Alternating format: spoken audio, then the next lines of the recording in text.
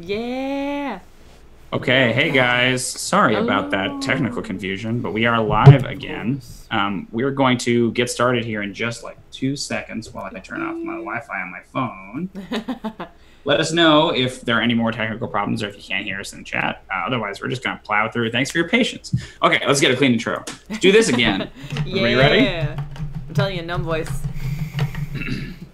Previously on Junior Adventurers League. Another summer done, another school year begun. After a wild 3 months of mountaineering, illusions, submersibles, dinosaurs, spelunking, and animated chandelier monsters, the Junior Adventurers League returns to the Gygaxian School of Future Adventurers to begin a new semester. Everything good? Yeah. Okay, sorry. I just heard. I was like instantly so terrified of like technical problems. I know. To say that their school, constructed in the ruins of an ancient and perilous dungeon, is devoid of its own adventure, however, would be to sell the place dangerously short. The adventure begins on the 5th of Harvest Home, year 558 of Kairosha's 4th age. This is episode 15, Nightmare Scenario. Welcome, everyone, finally, to the season finale of the 2nd season of Junior Adventurers League, a Dungeons & Dragons 5th edition actual play brought to you by the creators and cast of Experience Points. If you've never watched Junior Adventurers League before, our heroes are students at the Gygaxian School of Future Adventurers. Now, this is a fantasy boarding school that teaches its students everything they need to know about exploring dungeons and slaying dragons. Each week, our adolescent heroes will undertake a new and perilous quest, chosen by our audience in a weekly poll that will test their skills, their knowledge, and their teamwork. If you want to help out our adventurers, you can do so by donating during the stream. $2 gets you an automatic 20. Nope, $2 gets you heals. Healing. Yes. 1d12 plus 2 points of magic healing. Every time I forget. Super And then a helpful. $4 donation gets you an automatic 20 to a character of your choice, including the DM, which no one seems to ever give to him. He's feeling pretty left out, and he keeps whining about it, so someone shut him up. I whine about it a lot. Two small caveats to that. A, we still have a lingering natural 20 that we have not used from our previous donation, thanks to our lovely patron, Sildari. That natural 20 is currently in the possession of Valqwyn Crizera, our half-drow fighter. Yeah. So she's still got that. I will make the point that there is basically a mechanical dilemma built into this particular adventure that a natural 20 could radically change the way this adventure goes. So if anyone feels like shaking things up, giving a natural 20 to, well, Gesundheit, to one of our adventurers could make a huge effect in the landscape. For this adventure in particular. Good Lord. Are you all right, sir? I'm sorry. I'm fine. You should be. It's definitely your fault. I got it all over all the right. place, though. Yeah. We have one other special magical announcement for today. Would you like to make that announcement, Kate? I would. One of our good friends and fans, Spirit of the Wilds, on Twitter you can find him as that, has Spirit of the Wilds. gifted the cast with something handmade that he makes, obviously by hand. There's a link below in the bio, so please check this store out. But if you guys wouldn't mind opening the little bags by you, these are a gift. Yeah, check them out. Spirit Yeah, of this the is Wild. from Notice a that Twitter this is follower of here. ours Oh who liked our show What? and handcrafted. That's awesome. They're cherry bombs. Yeah. Are you kidding me? So, Kate, for those of you who can't quite see what they are, you want to come give us a little glimpse? Right there, yes. This is a D20 shaped candle. There are, I believe, 5 of them. 4 you can see here that have been gifted to each one of our players. I don't know if this was intentional, Spirit of the Wilds, but we sort of gave them out based as much as we could on characters' different color schemes in the show. So, Kate, if you want to run through those real quick. Yeah, so mine is kind of like pink and purplish, which is the closest to being mostly red. Cody's, his character color is kind of bluish. Nadine's was more of like a yellow, pink kind of rainbow, and then Yup. Perkins, his color is green, but like this is like sort of a mixture of like blues and purples and like kind of still the cool tones. And then there's one for Alan's character too, which is gray. Gray Which and is white. great, yeah, which is Alan's kind of color. So, thank you so much, Spirit of the Wilds. You Thank guys should go you. check out Thank their you. This Etsy is store. rad. Yeah, It smells super so just good too. D&D That's fans and awesome. XP fans. So I So can you're light right, it on Brett. fire. I don't know if I want God, to, though. fire. Yeah. I don't want to. Yeah, that was I kind just of wanna not keep sure it about on mine the either. wall. They smell. I've heard they smell great. I haven't had a chance to check mine Yeah, out. they do. It's fantastic. Yeah. But I don't really want to burn it because it's so cool. I don't, especially because the nat 20 is like right by the wick. I'm just like, yeah, no, that would be the first part to go. I feel like it's a thing that you would burn like during like a dungeon crawl or a long episode thing. And you just, like a finale episode of an adventure. Yeah, that's pretty cool. Yeah. Okay, cool. So let's get started right away. Let's do our player introductions, our character introductions. And I know we've already covered this one, but it is relevant in this particular adventure. I want you guys to real quick just remind the chat of what your character's greatest fear is. Let's start here on the end where we always start with everyone's favorite halfling bard whose name has a J in it. Every Go for time it. you like give away half of my character. It's just like, oh, me? I am Kate. Oh, right. I am playing Jrmi, a halfling bard. She's 9. And her fear is the dark. She really hates it. Really hates the dark. Hates it Really very much. Doesn't want it. Dark in the ocean. Right into the dark. All right, who do we have next? Oh boy. Hello, my name is Cody Bushee, and I play Theodûir in hashtag Jarl. Don't do it. Piece of garbage. Jarl. Or is it Yarl? It's Jarl. I did it Jarl. right? I did it right. Yeah. It is Jarl. He did it his own kind of right. Everyone's doing it. And let's see. Theodûir, he is now 14. Has a year passed? Is that Not yet. A year is not. It's only been a couple of weeks, but you're into the school year now. Ah, gotcha. Yeah. Okay, so I'm 13 still. And he is a high elf. He's a sorcerer, and his greatest fear is on a like a kid like weird level. Like he is terrified of like bees, like bees that with big, like stingers and stuff like that. He's terrified of that. But on like an emotional, psychological level, he's afraid to disappoint his father. Like that is really like his. Yeah. You know, I'm proud of you. the one that he never tries to admit, obviously, but it's so painfully obvious. I mean, he never admits anything, but it's so painfully obvious. I do that. Yeah. Everyone knows how Yeah. insecure he is. Desperately. Who do we have next? Hey guys, I'm Heather Lore. I am playing a half-drow fighter named Valqwyn. She is 14 and super awesome. And her greatest fear is being alone. She's always been surrounded by friends, comrades, family her entire life, so the idea of being alone is just terrifying to her. Interesting. That probably won't come up or anything. Who do we have last? Last and certainly not least is me, Kevin. Me. Okay. I'm playing Kevin in this adventure. Kevin is a Kevin's human going to be actor. playing Moss, who and Moss is a dwarven druid, and he's 12 years old. His best friend and worst enemy is that guy right there. This guy. Well, that character you that he mean? plays. His name is Cody. His character Yes. is Moss. Right. Anyways, I think we covered this. And Moss, if you weren't here for the last session, we discovered that Moss's legitimate greatest fear is cleanliness. Yeah, Oh, yeah. Like Yeah. soap, that was a good one. soap, water, Shit got real. you know, That's getting true. getting legitimately cleaning products is his greatest Right, yeah. fear. Good Not- habits and healthy living, basically. Yeah. He's Got got the healthy-ish cigarette living. button It's just cookies. like Sure. just Right. cleanliness. He's just afraid of soap. Yeah. Fair. That's, I think, a reasonable fear that we can all identify with. We all just None of us put have up with bathed it, in don't weeks, we? you know? We all just love that about you. All right, so let's get started. As I mentioned in the intro, this adventure technically takes place at the end of, or past the end of, your guys' second summer in the Junior Adventurers League. We're going to jump forward a couple of weeks. We're about 5 days into your next semester, so you guys are basically third-year students at this point. Classes have begun again. The summer is over. You know, you had these wild, ribald adventures, but now you're kind of getting back into the routine of your classes and things like that. This particular adventure starts at kind of an unusual time. We're starting at the dead of night, 5 nights into your tenure as third-year students at the Gygaxian School of Future Adventurers. Each of you guys are in your individual dorms. We've talked a little bit about what the dorms look like or what your roommate situations are, which we can cover in a second.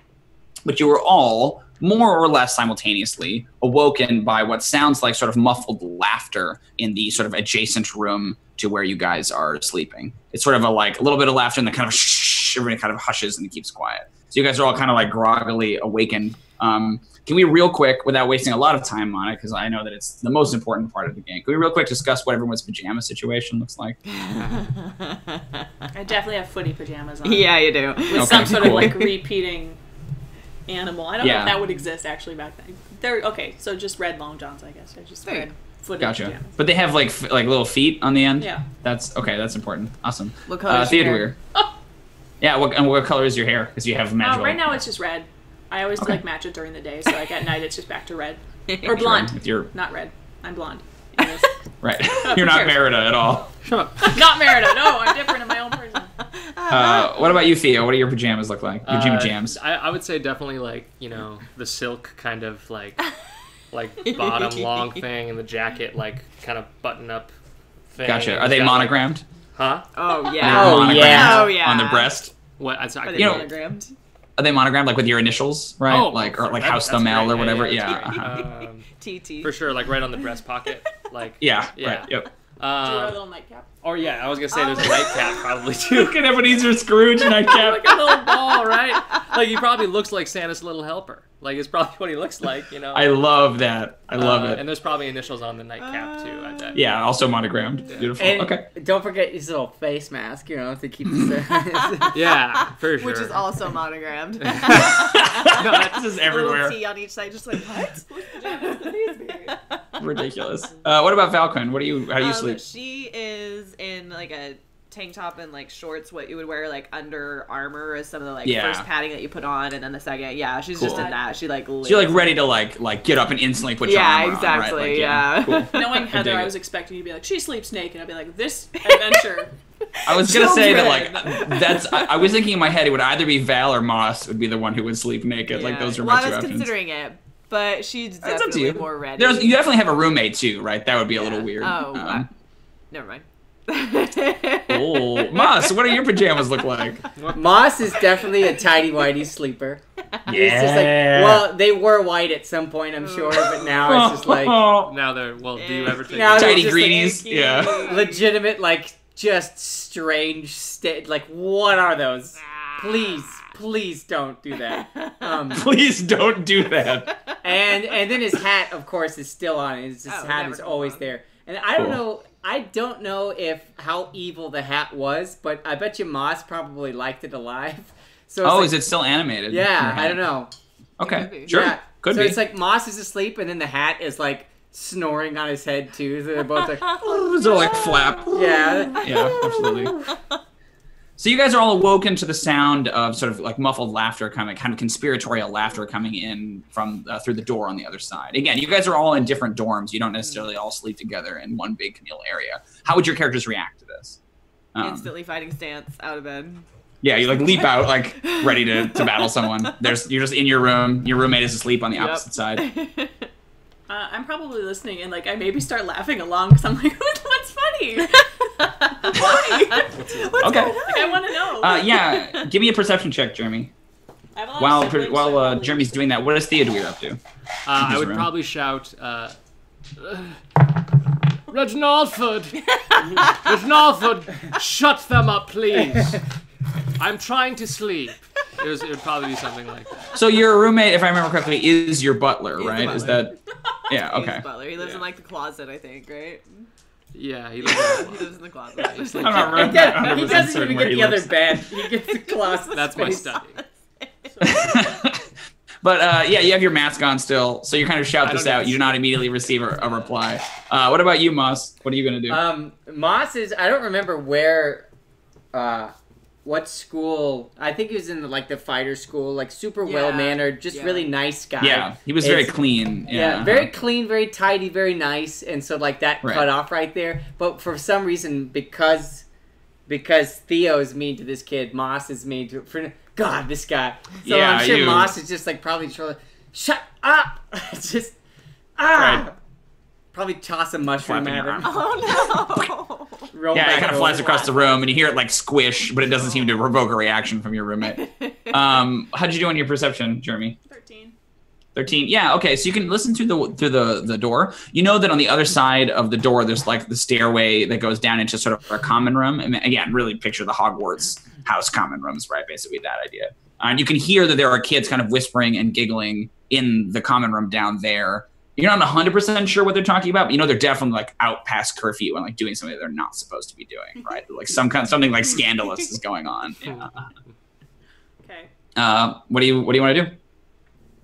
kind of sneak out and see if I can see what they're doing. Okay, sure. Do you want to try to be sneaky? I do, actually. Give me a stealth then. Once. Do it. Yeah, the first stealth check ever made by this party. 16.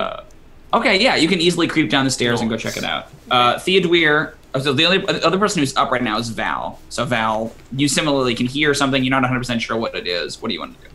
I want to go check out where the sound's coming from because it's real late and somebody's breaking the rules. Are you going to be sneaky about it as well? Yeah. Okay, go for it. 7. Okay, so I'm not sure 100% why you're not super stealthy, but what goes on here is you go out your door and down the stairs. Probably full armor. Right? Did you put all your armor on? No.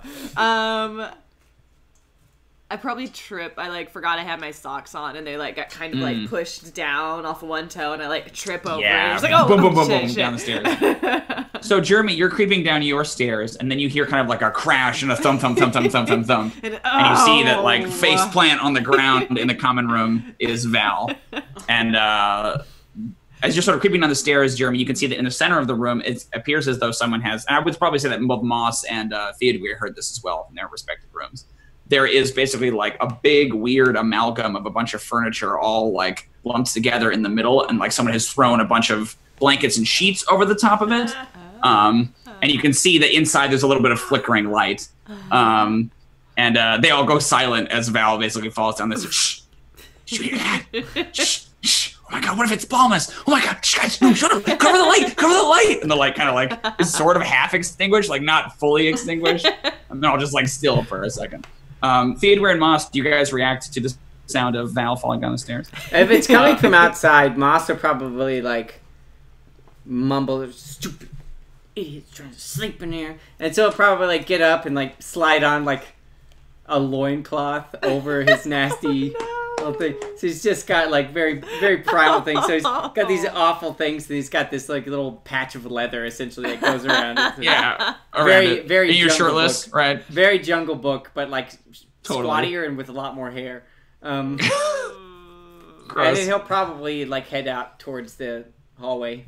Okay, yeah, cool. Theodûir, is it Reg Malford? What is this guy's name? Reg Malford. Reg Malford has not replied to your... and I realized that it's probably locked. His room's probably locked. It's probably not even open, Oh it's locked from the outside. You lock him in there.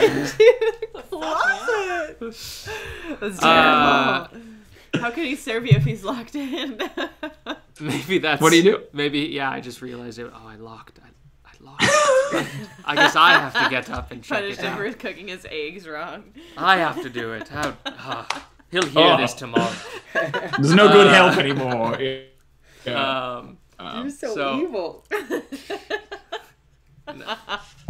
It's all in So what do you want fun. to do? It's all in good fun. So I'll go and check it out. I'll go. Okay. I'll go sneak over there. Yeah, why not? Yeah, give me a stealth. Are you trying to be stealthy too, Moss? Probably not. He's probably just I'll roll a stealth check, but he's not intending to be. You know what I mean? Okay, yeah, go for it. 12. Okay. Theodûir? For my stealth. Yeah. Oh, Nice. 17. Okay, cool. Your weird Creepy, spidery stealth. So you guys know, this is something that probably both Jrmi and Val would know as well, is that the school is littered with a spell called Arcane Eye, which is basically a little floating eyeball that basically does, spying type stuff. So there is kind of a danger at all times if you're out past your curfew of being spotted by one of these kind of roving magical spells that are invisible and impossible to detect otherwise. So you guys are kind of trying to keep the shadows as you creep down the stairs. You don't want to get caught out of your bed. Even if nobody else hears you, there's a chance basically one of the security cameras in the school will see you. But you manage to be relatively quiet. You guys can hear that the group, whoever is under the blanket fort in the middle, is not being very quiet about their attempts to be quiet. So they're all kind of shushing each other and it can't be, because we would hear him. He's got hooves. I don't know who it is. They're being too loud. And there's a lot of they're all talking way louder than any of the rest of you guys about trying to be quiet. But yeah, you can creep down into the common room. Most of the furniture or anything else that would be in this room has been kind of conscripted into this slipshod blanket fort. What do you guys want to do? You can probably see most of each other from the other staircases that come down. I approach the fort. Do we see each sure. other? Mm-hmm. Yeah. Oh, we You do. see me still on the floor. Can I do a like a perception check? I want to Yeah, find out if I know what are you these looking for? voices, like if I recognize these people. Yeah, sure. I would say insight probably. Insight. Not Oh, the cool, perception. cool. Yeah. Yeah. My wisdom is not strong. Yeah, I get a -1, so I got a 9. Okay. No, I mean they sound like commoners. They sound like the other beneath kids. me. Commoners. Yes. Oh, Yeah, you don't Is that distinguish what you between said? I them. don't know. Well, like underclassmen, right? Like Yeah. they seem like they're like younger than you. So like you're a third year. What are you gonna listen to these second years? I think I don't know. Let's tell them Yeah, to shut right. up. That's all. So Val's going over to the fort. Yeah, What are I am. Jrmi and Moss up to? Moss will probably just like go right over to the fort as well. Just whomp. Cool. Oh, God, Yeah. your loincloth. Just release his stench upon them. It roils off of your big Yeah, right. invisible There's, like, waves. What is that? Shh, I don't know. Oh God. Cody's small. He's come. Jrmi, what are you doing? I want to run up to the fort and go in it. Yeah. Okay, cool. Yeah, Jrmi just dives in, irrespective of who's there. So yeah, you guys can all at this point kind of head over to the fort. Yeah, it's about what you'd expect from a blanket fort. It's a bunch of these big high-backed fancy chairs and all these things forming a circle, and then a bunch of like sheets kind of like haphazardly strewn about them and held down by like books and anything else that's heavy enough that would hold it in place. Big heaps of pillows in the middle. Looks like most of the kids that have supplied this have put their pillows down. And right now they have some kind of a light that's like hidden under a pillow, and you can see like a lot of furtive faces like looking at you, and they realize when you're not a grown-up, they'll sort of take it off, and it looks like they're holding an ever-burning torch. Yeah, you can scan the faces, and it's a lot of younger kids you're not super aware of or familiar with, and they're all kind of sitting around and whispering and giggling. One of the kids will kind of like grab you, Jrmi, and sort of like, we're telling ghost stories, Jrmi, we're telling ghost stories. Oh my god, I have so many! What's your favorite? Do you want to tell a ghost story? And then like someone will like angrily hastily pass you the ever-burning torch, so that way you can tell a story. Okay. I will tell one. Cool. Give me a performance check. What is your ghost story about? Oh, fuck yeah. It's really good. Whoa. It's 23 on my performance. Holy God. It's the best ghost Yeah, story I've got a you've decent ghost ever story, and heard. at the end of it, they're all just like, They're all crying. Right? One of them pissed himself. Just like, ah! What's this ghost story? It's, I don't know, a Lovecraftian type story about something in the depths. I got Yeah, my Theo totally. look on with his monster manual. My feet are up in the air and just like this. Oh my God. Yeah, right. Really Super good cute. voices somehow. But yeah, it profoundly disturbs a lot of the kids. They seem shocked and horrified Ooh, by your story. Yeah. Like you're doing And they're like, as and you're the telling like, story, like you're slowly like making it black. right, painting the it to look ever-burning like torch is tentacles. used like the flashlight, right? So like your face is casting weird shadows on those sheets behind you, and it's like super, super ominous. The kids are pretty frightened by it. Does anybody else want to tell a spooky story? I think Theodûir is probably really scared of that story. If it was like really that scary, He's like just it was like, that oh, good of a performance God. check. But he's trying to hide it the best way he can. But he's like shaking Right. up about it. Did like he pee a little? Like no, he doesn't. No, he doesn't pee himself. He He's always trying to get all the characters I love that you're pee mad. themselves. They don't do that. He definitely do did in that. the sea turtle Yeah. one. Well, he did in the Remoraz. That was the first episode when that Remoraz charged you. We made a joke about you peed a little bit because it was like a giant monster charging Yeah. you, right? It happened. Did I make the joke? I think you did, but I could be wrong. We'll I'm have sure to that I we feel like made it. you- We'll Yeah, have to we check will. the tape. Records. Yeah. We'll refer to the tape. check the records on that one. But Theodûir anyway, is the character that gets things put on him the most, for sure. We're like, oh, and you have this stupid thing, you dumb gets endowed idiot. with And it. everyone's like, okay, you're Like, right. yeah, when you play Hey. the asshole. He locks his servant in a closet. Right? it's a little bit of We a can joke. do whatever you want to this guy. Anyway, does anyone else tell a spooky story? What was the question? Does anyone else tell a spooky story? No. Moss probably No. tells a terrible one. Okay, yeah, roll me performance. Yeah. Let's see how terrible your story is. I get a -2 to this. Oh, yeah. I actually got an 11. Yeah. Okay, it's okay. I can It's like- guarantee you it's about. Well, if it's an okay story, it's probably something that legitimately happened to him, or like my cousin told me that one time in the Underdark there was this creature and it came out, and it's like just goes on about something, and then at the end of it, it turns out it's like an axe beak. So everyone's like, Oh. Oh, yeah. We know Yeah, what that is. Nightspeak, of course. We read about those, so. Yeah, right. Steady You get really excited about it, but it doesn't seem to have like the desired effect. And it's so hard to follow Jrmi's story. Like it's so genuinely terrifying that like anything, whoever comes next basically is just gonna pale in I just comparison. like the idea that I'm like, okay, yeah, I have a story. This one. It's super dark. The ever-burning torch dims on its own a little bit. Yeah, somehow. Like shadow just takes over the entire finger for it. Ridiculous. So there's like a kind of a lull after Moss tells his story.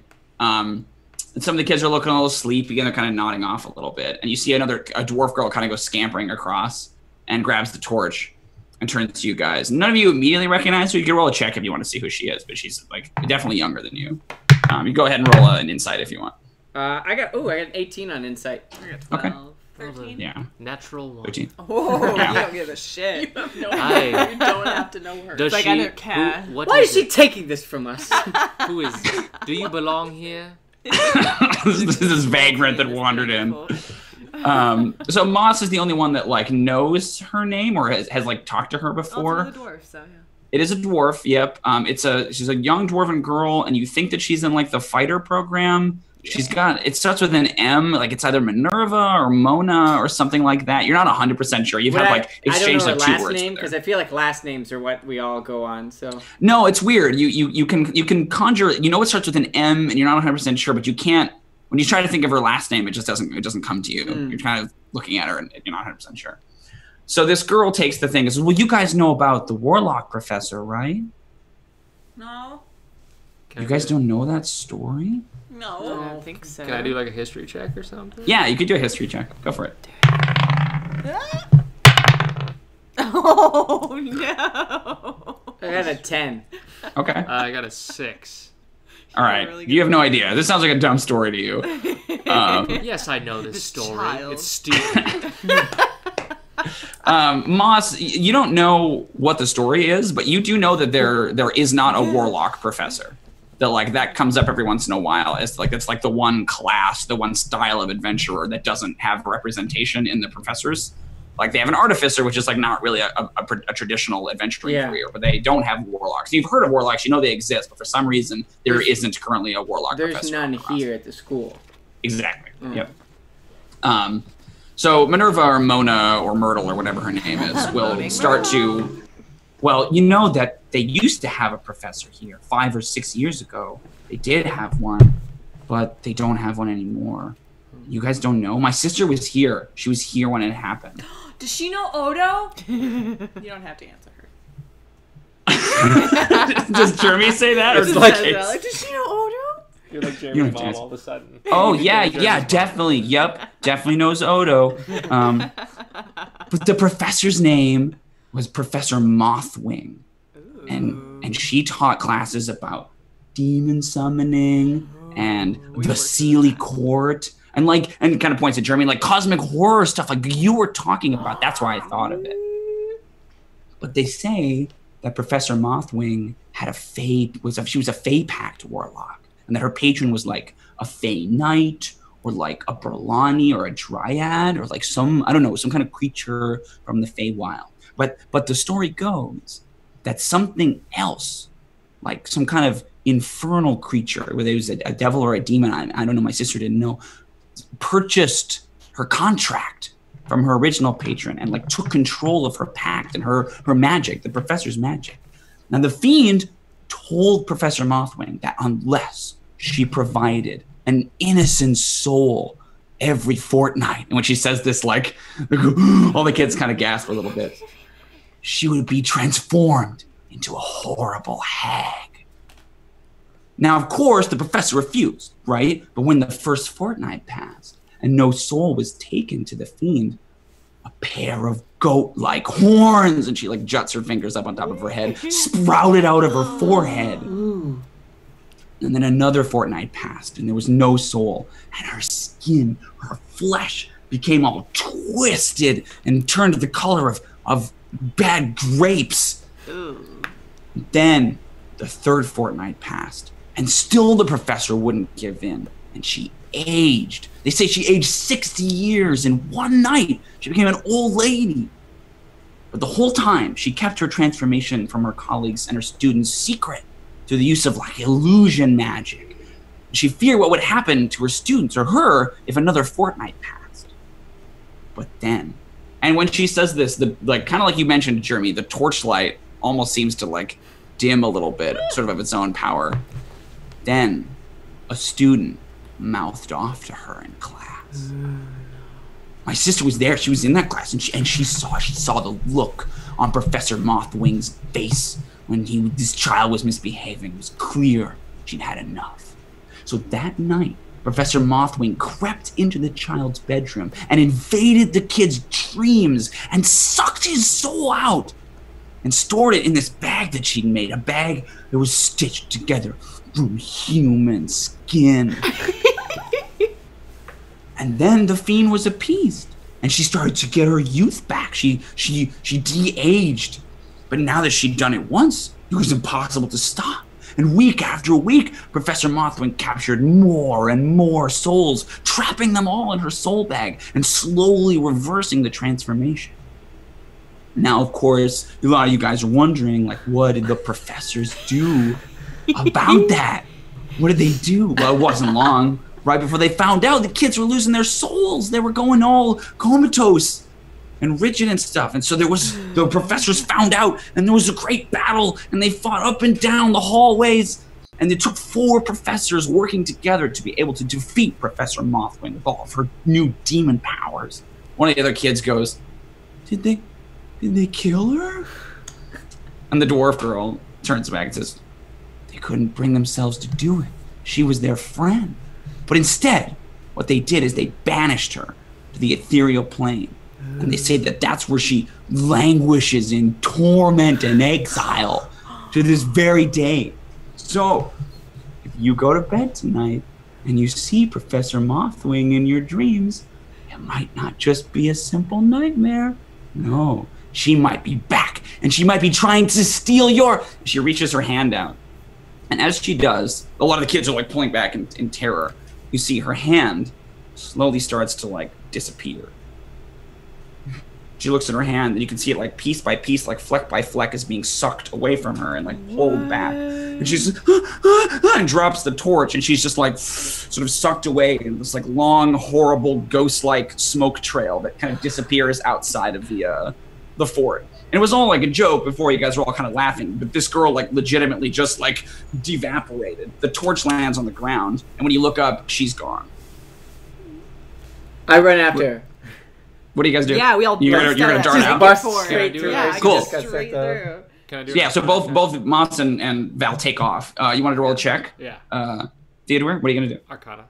Yeah, go for it. What are you gonna do, Jrmi? Scream. Sure. Hello! 15. You scream hello. 15. Yeah.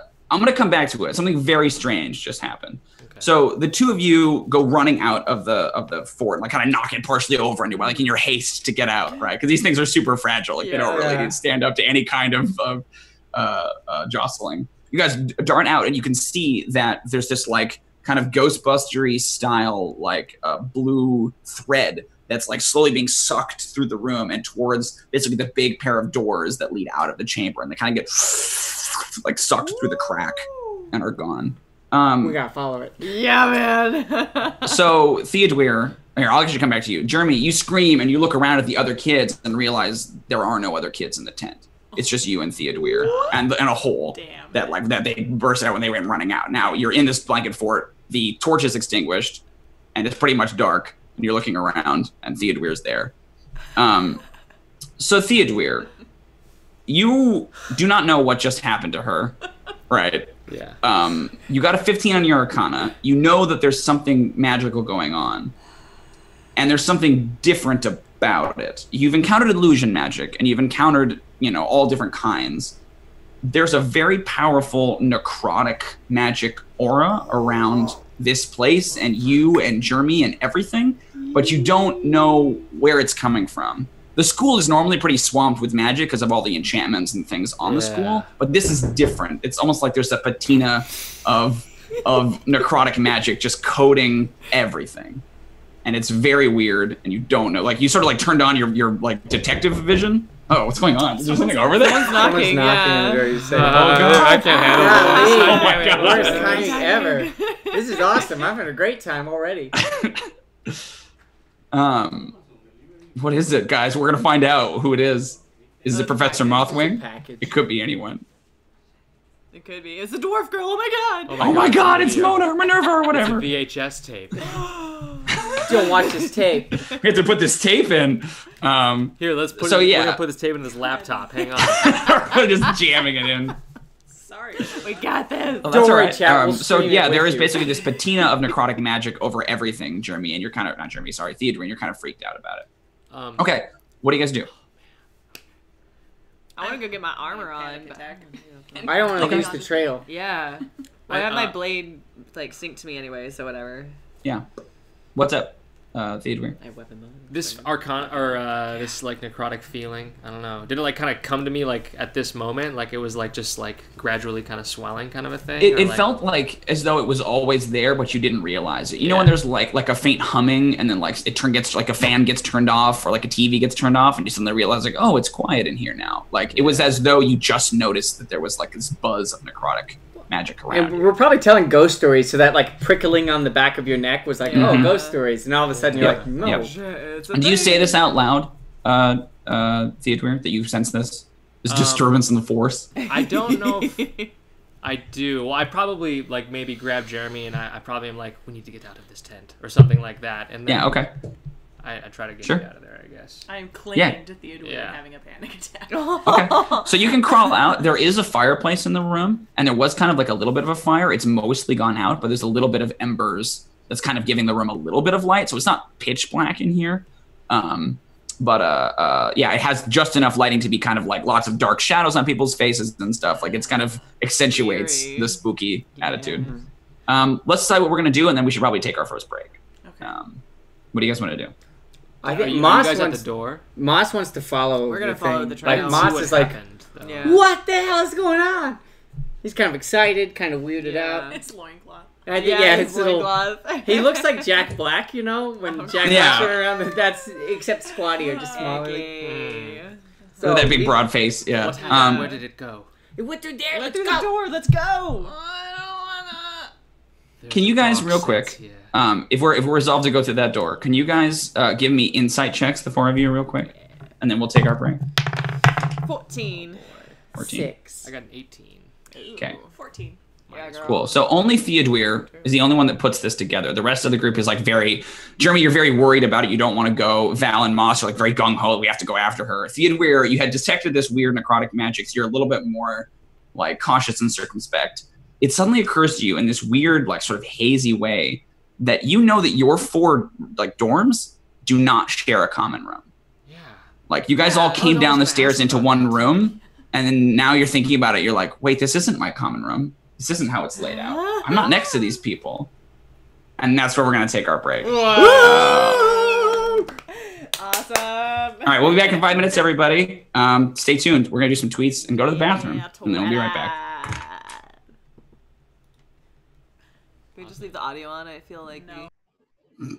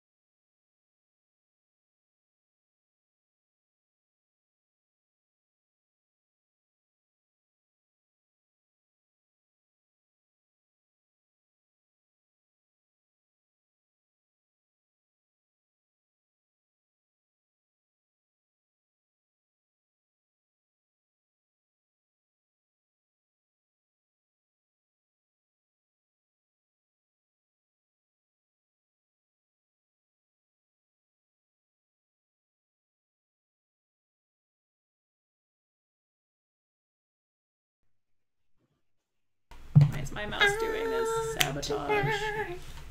Okay. Cool, we're back. Yeah. Hey everybody, thanks for getting with us. We took a little break. Oh, there's finger guns. So we are having a very, very spoopy episode this week. We're currently in the middle of it. And so when we last left our heroes, you guys were in the common room between your 4 dorms that definitely really exists. And you were Theodûir who just put this together that something was not right with what he was seeing. That something about the architecture of the school was weird. Meanwhile, the rest of the party, 2 members of the party, Moss and Val, really wanted to go investigate what happened to their dwarven storyteller friend, whereas Jrmi very much did not want to do that. What is the plan? What are you guys going to do? I will tell everyone what I have put together. Oh my god. Dwyer. Yeah, as you tell them and explain it to them, you guys all kind of have a similar realization that like something is slightly off. Yeah. Boys and girls don't share no common rooms. I'm gonna go up to... Who's closest to me? Jeremy's like clinging to you. Jrmi. No, I don't want to do Jrmi. I'm gonna do someone else. Pick someone. Dwyer. Fine. I'm gonna pinch you. Does anything happen? You get pinched. Does it hurt? Ah. It's felt weird. Roll me 2d20 of damage. Oh god. Theodûir's pinched, this mighty pinch. What's your strength? No, I don't feel it. No, I do not feel it at all. I don't feel that. I don't. Sorry. It says 23 on here. Oh my god, it's like super strong. Turns out. He's got like 4 feet just about pinching. Right. Right. Yeah. What do you guys want to do? Should we follow it? No. After that, I want to get my armor on because that's weird. Yeah. Yeah. Okay. Let's split up and Okay, gang. Let's all You go and back to our Scooby, rooms. go check out the Or kitchen. We could all each stop at one of our rooms and we all just hang out together while one of Mine us gets first. ready. Okay. Yeah, if you guys want, you could go and so like in groups or in a group go and get everybody's armor and weapons and stuff out of your rooms. Yeah, that's fine. Yeah. I'll check on Reg Malford. He'll unlock his door. Make sure he has some water. Yeah, he's asleep He's dead. in there. He's dead. He's just He's just asleep. Just passed out. he's asleep. Yeah. Can I poke him? Yeah. Reg Malford. Flick him in the face. Reg Malford. I'm Took some leaving. magical sleeping pills. Reg Malford. I'm going on another adventure. I'm leaving. Dwyer, come on. Let's All right. go. All right, I have to go. He doesn't respond to you. Moss will grab. I shut the door and I'm a little concerned he's dead, actually. I'm a little concerned I might have Doesn't killed even him this check if he time. agrees. But you're not that concerned. You're not like concerned enough to do anything about it. Train Oh, someone new in. God, yes. Yeah. I have to do something with the bodies. This is actually the third Reg What happened Malford. to the Not last another butler one. that you suffocated? Yeah. The new hire is just... It's just named Reg So you Malford. want to learn a new name. Yo, Reg Malford. He doesn't. You You have don't to know get that the you like gotta classified do it. ad. You have to run the classified ad again for like a new butler. Yeah, I have to just call someone. They just change him out for me. It's like your vets. He works for a service. Moss will probably Um, grab an even larger loincloth to put on over the top of his other, and he puts on his clothes. His hat is just like now like a grumpily Cool. awake, and he probably grabs his like I'll grab my wand of like sticky goop, Sticky goop. and Yep. Your wand of web. yeah, I just put that in a little like my belt loop, like a little. Well, it's a sword. staff. Remember, it's like Yeah, you have to like put it like a sword. Yeah, right. Yeah. Like because it's big. It's a staff. Besides Oh, a yeah. walking stick, Beat I stick. think. Oh, it's like it's a okay. For some reason, I thought it was Yeah. a wand. So Yeah, that's a I mean, it's like staff. statted up as a wand, but it's functionally like the Ettercap's using it as a walking stick. So, okay, yeah, it's cool. like Yeah. big. So I'll grab my walking stick and like Cool. Your webbing stick. Yeah. Awesome. Val definitely Okay. takes like some over the top unnecessary moves as she like really epically gets her armor on. Like she chung chung with a gauntlet Yeah. and like It's like a montage. breastplate Yeah, and your everything. armor. You gotta do this Her like hair's, like, the Batman butt, and then Yeah. Uh-huh. Yes. All your stuff comes on. Looks rad. Yeah, exactly. What about you, Jrmi? Anything in particular you're gonna do or bring? Yeah, I don't really want to let go of Dwyr's arm. So I'm gonna try and like get my armor on. Aww. Well, like, and I had to like put it over my red long johns. So Doesn't really fit So super like, great. footies Yeah, are it's like sticking bunched out. up in grab, weird like, a stuffed places. animal I like the idea that Dwyer is still kind of terrified of Jrmi's story too, so he's just kind of like, You're a little frightened of Jrmi as well. Yeah. That's fucked up.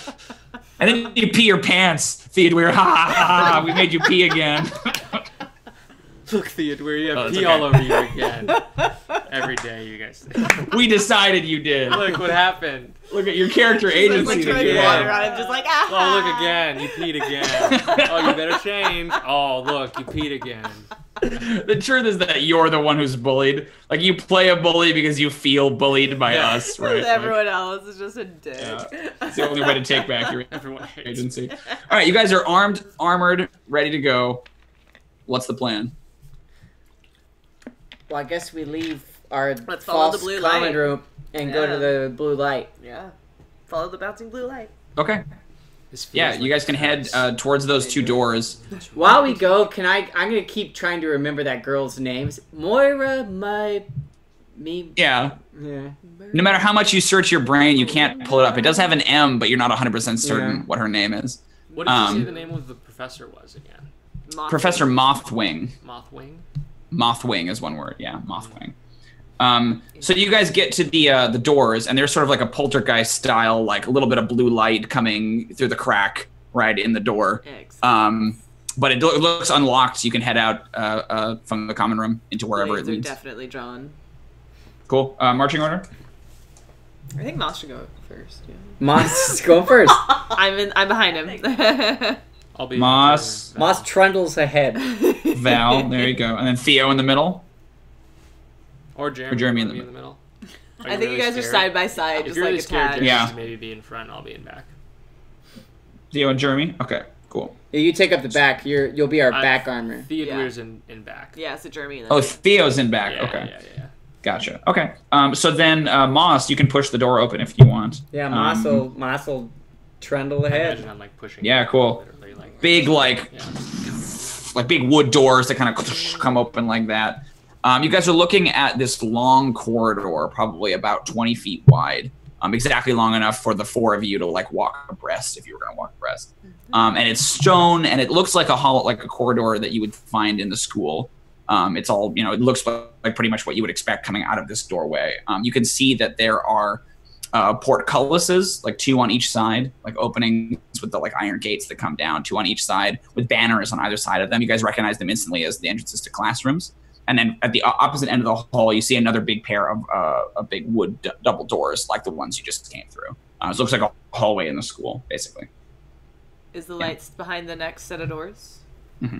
Aha. Yeah. There's a little bit of light coming in through the like portcullises, as though like moonlight or something. Yeah. I'd love to roll an insight just to see if any of these rooms seem like out of place Go for or it. something like Yeah. Yep. that. Well, I got a 7. I'm gonna do perception.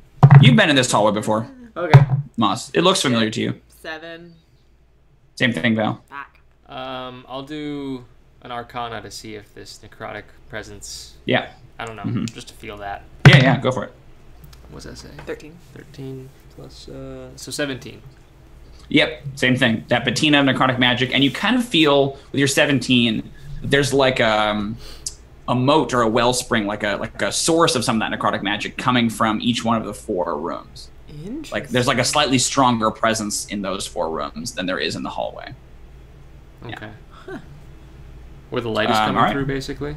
So It's like there's 4 moonlight. rooms on the side, and then there's Yeah. one light, like a door up there, and there's like moonlight coming in from the sides, and that weird unnatural blue light coming from straight ahead. But then you're saying the stronger the well presence is from the doors, not the. From the doors on the side. Not So there's the straight ahead. the portcullises, and then the wooden doors. The portcullises, the like iron gates. Yeah. Yeah. Interesting. Okay. Multiple spellcasters? I don't know. It's 4 different rooms. Interesting. What do you guys want to do? Could lead to. You know that there are like banners on either side of the doors. Those banners are hung up to basically tell you what professor is in residence in those classrooms. So you might be able to go get clues about whose classrooms they are by looking at the symbols on those banners. Yeah. Oh, okay. I like it. Okay. I'll look at the banner closest to us. Yeah. Cool. It is a symbol of like a mace. It's a white banner, and then like kind of in an off-white or a gray. There's like a mace with like sort of a holy aura around it. You recognize it as the clerical symbol, and that would mean that this is where Professor Varric teaches her classes. Professor Varric, if you remember, is the like highly tattooed elf woman that you met in the Turtle City that is like sort of airheaded and likes to talk about. That was the one where he actually did piss himself in the water. Okay, that was one of the many times they'd wear his penis pants. To check the records on that. Check the records. I don't know if I really said Later. that. I feel like that was probably in doubt on me. But... What do you guys want to do? And you told us that there's like a necrotic energy around, right? Yeah. I did. Like, Cool. yeah, I was probably all like this. This is not right. There's something more evil here. Evil. Yeah. Moss would probably point out, it's like, well, this is where the religion happens, so then we can go in there and get religion books. Moss, when you approached that door, the portcullis was down. As you got close to it, it went and opened up. Interesting. I want to go to another one. Cool. So Yeah, that one you can go to was the next one one. closest to us on which side? On the left side. Okay, cool. I'm going to on my go left, yeah. to the one that's further down the hallway, like closer to the door, but on the right-hand side. Okay, cool. Like across. It is a symbol of a like two-headed great axe against like white on red, and you recognize that as a symbol of Erasmus von Thrash, who is the dragonborn barbarian professor who was with you guys during the like ogre adventure. Yeah. Similarly, as you get closer, that portcullis opens as well.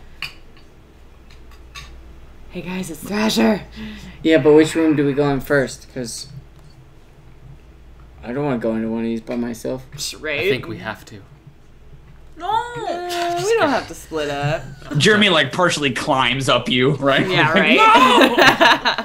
Well, I mean, we can go get religion or whatever, or battle axe. You have two swords. Can I go see what the other two are? Yep. So across the way from Thrash, there is a picture of a mandolin, brown against white, and that is Professor Soliloquy, who's the tiefling like stage actress with the hat of disguise. Similarly, as you get closer, that portcullis comes up.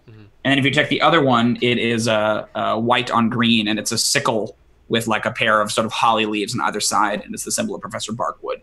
And you see that portcullis, which is all kind of like rusted and covered in moss, like like kind of slowly grind up as though its gears are all rusted and haven't been used in a long time. We could go get Rocky, and then Rocky can help us. I mean, We don't know what's beyond those doors. It could be Rocky. It's true. It could be Rocky. all right. Let's take As a you guys, vote. real quick, as you guys approach those doors, you also would have like kind of peeked in. You kind of couldn't prevent it because it's a portcullis. It does just sort of look like the classroom in there. Without going in and really investigating, you can't see if there's anything different or anything unusual in there. But as far as your like cursory examinations you pass, it just looks like what you expect those classrooms to look like. What do you want to do? Let's go into one. Yeah, we should definitely go into one, but I think we should all stay together. Yes. Yeah. Let's vote. Who wants to go to battle axe? No. Thrasher? Yeah? Yeah? We should go to Barkwood's place because we can get Rocky there, and Rocky's there. Rocky might be there. Maybe Snickers is there. Maybe Snickers escaped. No, Snickers Aw. didn't escape. You never know. That genie could have been cool. I think What do we you should wanna go do? to the cleric. I think that was the best choice. Okay. There's a curse about this, and we must rid it. Yeah. But I'm feeling... Let's go get some books on religion. I'm most angry about going to a library. Jeremy, Yeah. what do you want to Maybe do? we'll have time You're the deciding factor, Jeremy. to go to the other ones. I don't know. I don't know where we're going. I'm feeling like going to Barkwood. No, we're going to go to the religion one and then going to Barkwood to pick up Rocky because Rocky's going to help us. Why are books so exciting to you guys? My God. All right, I'm gonna start walking over there. Cool. So you can head into Professor Varric's office. I assume people will come with you. So you can see that now normally you've been in Varric's office before, and like yes, there are sort of a big preponderance of books, but you know that Varric sort of equally worships all the gods is kind of his thing. He's like, well, this thing is very interesting, and of course you can't discount this religion. So there are shrines all over the classroom to all different kinds of gods from all different kinds of religions. They're kind of filling every shelf and every available space. What's unusual when you come in, there are two things you notice right off the bat.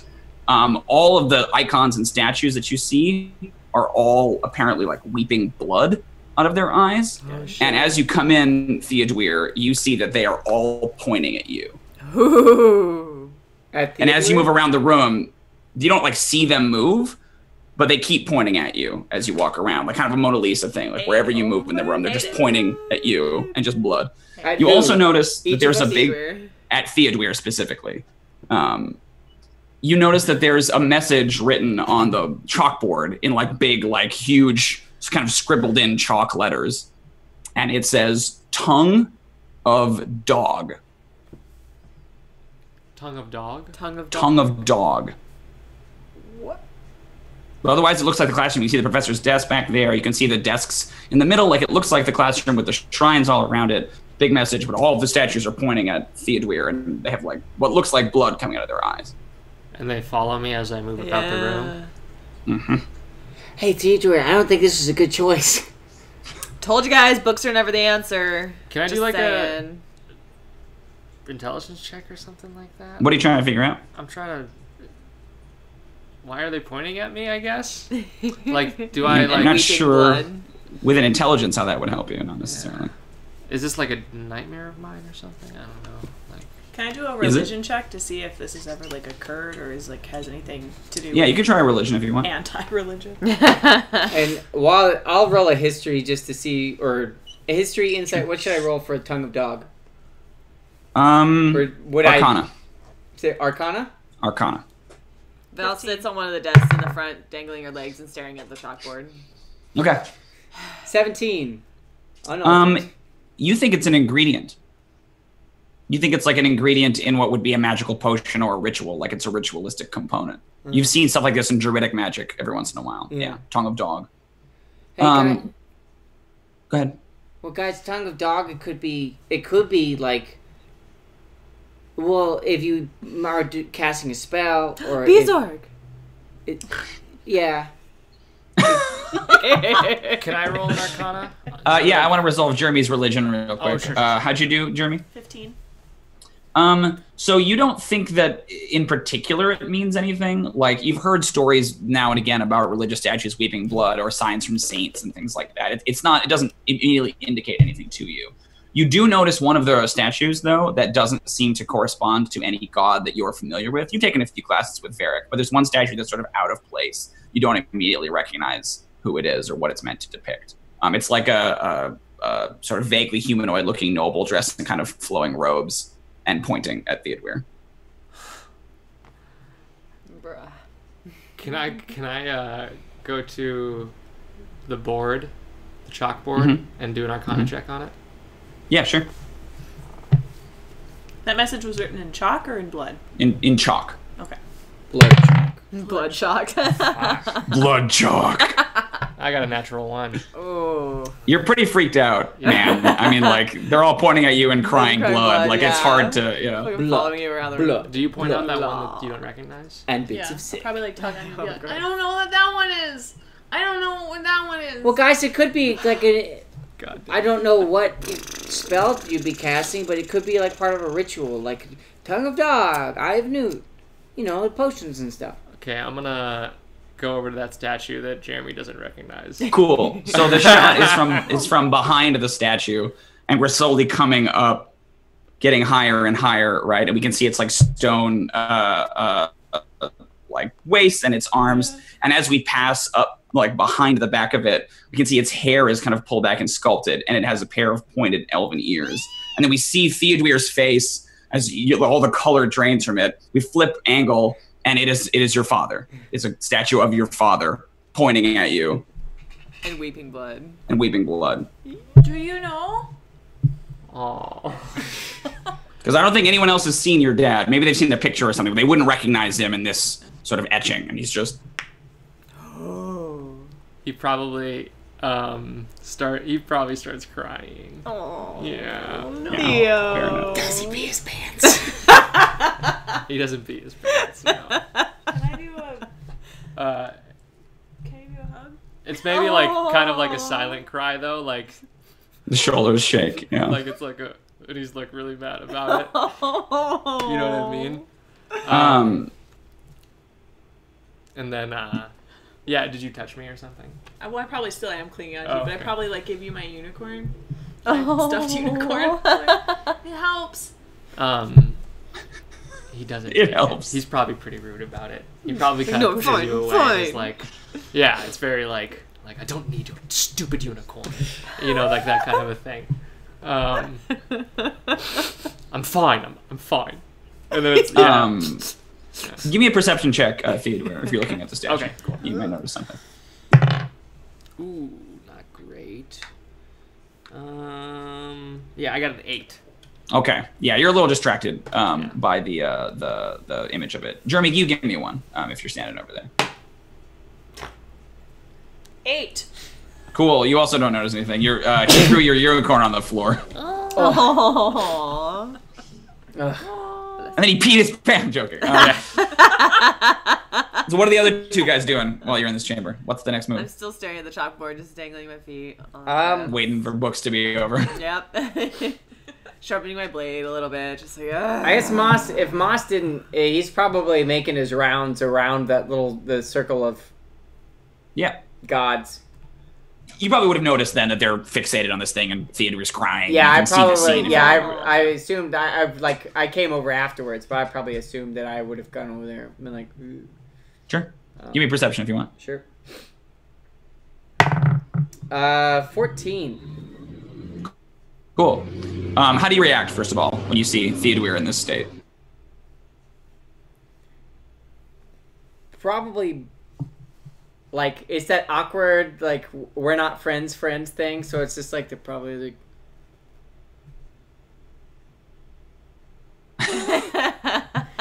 Yeah, arms sort of distance, but awkwardly still on the like arm. a pat, like...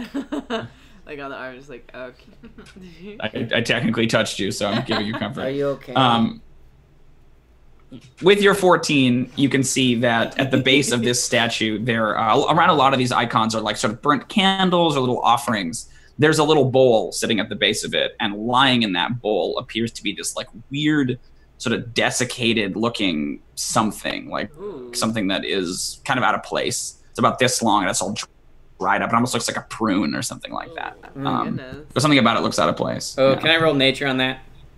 I'm gonna Yeah. get close and investigate. Pick it up. Yeah. Something nasty. Cool. let me get in there. Yeah. Right? Let me smell. 10.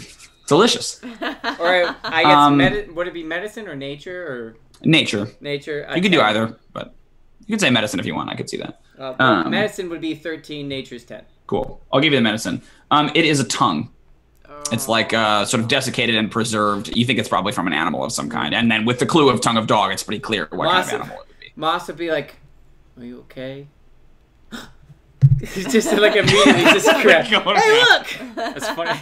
Then I bet like Theodûir was actually maybe gonna open up about something like it's funny that like that's my father over there, and he's about to he's disappointed in me. It's like It's a dog tongue.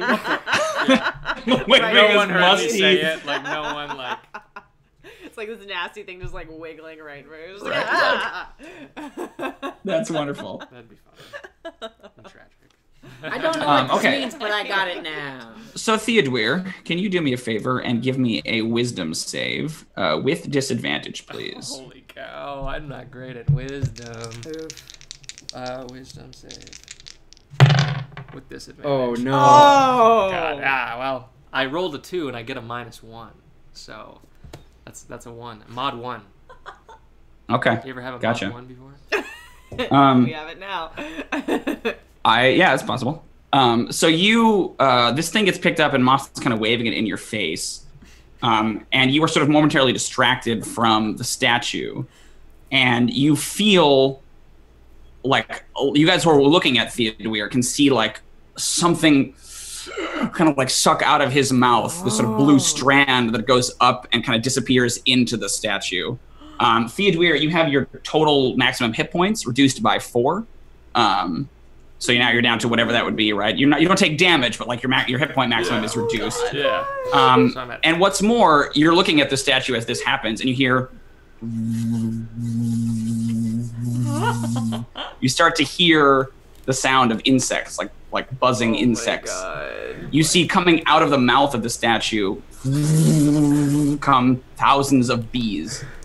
And they start to swarm around the faces and bodies of your companions. The three of you guys do not know this is happening. You see the thing leave Theodûir and go into the statue, but then he starts to panic. They are covered in bees. Sort of like covered in bees. But there's like a weird, almost Westworldy type thing about it, where like they're walking on their eyes and stuff, and they don't seem to know that they're being covered in bees. So Theodûir, you feel that, and also your friends are surrounded by bees. If you feel confident, if you stand too close to them, if you're ever like, let's say, end your turn adjacent to one of them, you might get stung by some of these bees. Especially because Jrmi's clinging to your leg. Yep. Well, not currently. He threw my unicorn on the ground, so I'm not touching it. Fair enough. But I am next to it. So how do you react to this, Theodûir? I am like, you all must, you get those bees off of you. Out of nowhere he says this. Yeah. Get those bees off of you. And I'm like, I'm probably like, tears are just kind of pouring down my eyes, and I'm like, I don't really know what to do, and because I feel like my soul was a little bit taken or something. Oh like yeah, that. and you can feel that absence in you. And I'm probably like a little weakened or something. I don't know, like, like mentally, like I don't know, like I'm just something's empty, and so I and then I'm like, I don't know what to do. Like I'm like a little panicking. Gotcha. Yeah. Okay. There's bees everywhere. I guess do I have an action? You're not really in combat right now. You can do whatever you want. Yeah. I mean, yeah, I don't know. I just shout that, and then I try to maybe do. Just I don't know what to do. Can I do an Arcana check or something? Sure. Okay. I don't know. I got a mod 20. Yeah. Okay. Those bees you don't think are real. You think that they are composed of basically little motes of necrotic energy that are the same kind as that's covering everything. You don't feel like they're authentic bees, but you think that if they stung you, it would still hurt you. Yeah. Like you don't think that they're any less dangerous, but you know that they're like, this can't be. Why would bees come out of it? Like, you know what I mean? Okay. And your Arcana can pierce that there's something going on here. Okay, yeah. Cool. They seem like a projection of your own fear. Okay. So, I think with that, I mean, he would start to calm down a little bit. But they're still buzzing along. But he's still. But again, anytime anyone talks to you, there's just bees all over them, right? Yeah. Moss is probably like holding this dog tongue, just like covered in bees. Come on, man. At this point, I jump off the desk because I was paying attention, but I wasn't like right next to him. So I'm gonna hop off the desk. Really paying attention. Yeah. So are we done with the books? There's not even any books in here. Can we go? How much she hates I can't even hear what you guys are saying. I just hear the buzzing. Right? What are you talking about? You can hear them over. You can hear them underneath it. It's can? just yeah. They're just covered in bees. We have to get these bees off of you. This is not. What do you mean? What are you talking about? There's bees all over your faces. There's no bees. See, this is what books do to you guys. No. Like, I don't even know. No, it's The real. dangers of literacy. You literally just like lose your mind. Books are just filled with imaginary bees, man. I warned Be you. able to see it, but I know it's true. Did you read it somewhere? Because God. Let's get out of this room. I'm tired of this room. I'm gonna try to. Seconded. I'm gonna Cool. try to. You guys can I are try to leaving? press to digitate the bees off of one of them. Okay. Yeah, you can try to blow them away with prestidigitation. Like it's kind of like a hair dryer, but they'll just come back. Yeah. I just keep. If you trying to do that, keep like, spending over your and over. every time action, you're behind yeah, us. you would keep the bees off of one person if you just continually spend actions to do it. But you're not destroying them; you're just blowing them away and then they're coming back. Yeah. Right? Yeah. Yeah, I don't know who I'm doing that to, but you're getting like a blow dry. That's kind of. Like, what the? We must get these bees off of you. Stop We it. can't continue on unless these bees are perished. All right. Well, we're gonna go to Barkwood. Okay. Yeah. Are you going with Jrmi? I'm not gonna cling to Theo anymore, but I'm gonna stay next to him. Okay. Just Cool. concerned. Your bee friends are headed over to go to Barkwood's place. Are you gonna go with them, Theodûir? Yes, I guess I am. Moss is Beautiful. taking the dog tongue with him. He's like, Yeah. Gotcha. So you guys can head across the hall over to Barkwood's chamber. Now, normally when you come in here, you know it tends to be overgrown with plants. He keeps a lot of plants in here, although he actually doesn't teach too many of his classes in this room because he tends to go outside on the mountain and teach them there. But it is overgrown with plants, kind of spreading in every single direction. They're crawling up the walls. There's like ivy and thorns and stuff all over the place. The only thing you notice right away that's unusual is you see that someone has written something again in big letters on the chalkboard. In that chalk, it says "Scorpions Sting." Oof. In big letters, yeah. Moss, right when he sees it, there's probably another thing. Look for a scorpion stinger. Sure. Yeah, you could make a perception or an investigation to like search the room. Yeah. Do they still have bees all over their faces? Yep. To me? Oh yeah. Yes. 13 perception. 18. 7. Okay. Gotcha. Okay, so you're looking around, Moss. There's just a lot of plants, and you're maybe like busy like describing which kinds of plants they are, right? Like you're, but you don't find anything too unusual. Let's see. Neither do you, Val. I'm not sure if you care or if you're just like packing through them or what. I'm just happy that there's like with your some 7. You're not doing nature great in here instead of like other shit. Yeah. Plants. Goddamn books. But Jrmi, so you're searching around in the sort of like potted plants and looking around, and you start to notice something very disturbing. In the soil of each one of these plants, you can see the plants have kind of like grown up around and through what look like bones. So you can see like skulls and rib cages and stuff like that kind of all scattered in the like flower beds of these different plants. And it's like, again, the shot would be like you kind of like, and then you'd see a skull, bling, and the music would like spike. Yeah. Like go back like that, right? Or millipede goes, you know. Yeah. Yeah, Through one absolutely. eye There's a socket and millipede onto the for next. sure coming out of an eye socket. Beautiful. But it looks like every one of these plants in this room seems to have been fertilized by some kind of a body or a corpse. You got an 18, you said? Yeah. So you're looking around after you discover that. I guess, do you tell anyone? Is the first question. Yeah, immediately. Cool. Is There's there a dead shriek? people in the plants. What? This is what I scream. Oh, Okay, suddenly yeah. they look so cool. If she says that and you guys start to look, you can also find them. The two of you guys give me another investigation or perception with advantage this time. With advantage? Yes, with advantage. Oh god, What do I you- rolled the same thing. 12. 15. Okay, what are you doing, Theodûir? Oh, can I be like looking for the scorpion thing? Yep, go for it. Give me a perception or investigation with advantage. Alright, great. Move some bees out of the way. Bling, bling, bling. I like how he's like digging and like glancing over it, and they're just like, oh god. 15 investigation. Okay, cool. So both Moss and Theodûir happen on the same pot at the same time as you're kind of like searching around in the plants. And you pull aside a couple of ferns, and you see that there's this kind of a crumpled skeleton lying there. It immediately strikes you, Moss, however, that it is not, and Theodûir, that it is not a human or humanoid skeleton. It has like a long beak and a little frill on the back, and it seems like it has kind of like what look like wings folded over. It doesn't take you very long to realize that it's basically the skeleton remains of Rocky. Moss would be like, you know, that Absolutely. 1950s like little dainty scream and back up. You kind of freak out, Moss. I will have you roll me a wisdom save with disadvantage. Can I roll Theodûir. regular and use my thing from last week? Oh yes, you do have your merit patch. Yes, you can use your merit patch. Yes, I would and love to use negate my the merit disadvantage. patch. So now it's just a regular wisdom save. Yes, go for it. And a wisdom save. Wisdom Come on, save. Yes. Shadowfax, don't fail me now, baby. You whore! Oh. 10. 10? Okay. So you similarly feel something sort of sucked out of your soul, and it gets basically like pulled into the skull of Rocky lying there in the mud. And you are kind of like babbling in panic, No. but you realize as you start to speak that words aren't coming out of your mouth. Suds are. You see bubbles start to pour out of your mouth, and you're sort of, the more you talk, the more just bubbles come pouring out. This is my nightmare. The three of you don't see that. You just see him start to cough. Whenever he tries to speak, he's like coughing, but you don't see any suds or anything. Like I'm that. sorry, how much hit points did I... Oh, you lose 5 from your total. Oh no. Yeah, not terrible. Theodûir, this is happening, but you also are looking down at the skull, and you see that there is something kind of glints in its eye socket. Is it hope? Hope. It's just like a glimmer of last hope hope. in dead Rocky's empty eye socket. Wait a minute. There's something in there.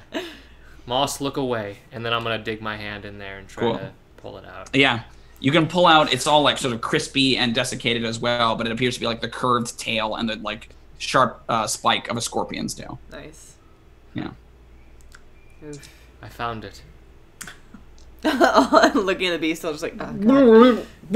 Yeah. I go you over basically and pat him on the can't back. speak anymore, just bubbles. Yeah. Just bubbles come out, and he has bees all over him to me only. Well, so you don't see You don't see see bubbles. He's just coughing and covered in bees. Yeah. Oh, he's just coughing. I see. Coughing and covered in But bees. to him, he sees bubbles coming out. That's kind of right. I think, like, man, this is so weird. Like, Theodûir is so terrified, but at the same time, he's, like, kind of realizing, like, this is all not real. You know, like, Yeah. he's trying to, like, work past his fear, and, like, Mhm. yeah. I don't think Moss has really grasped that yet, so now he's trying to like figure out when he swallowed soap.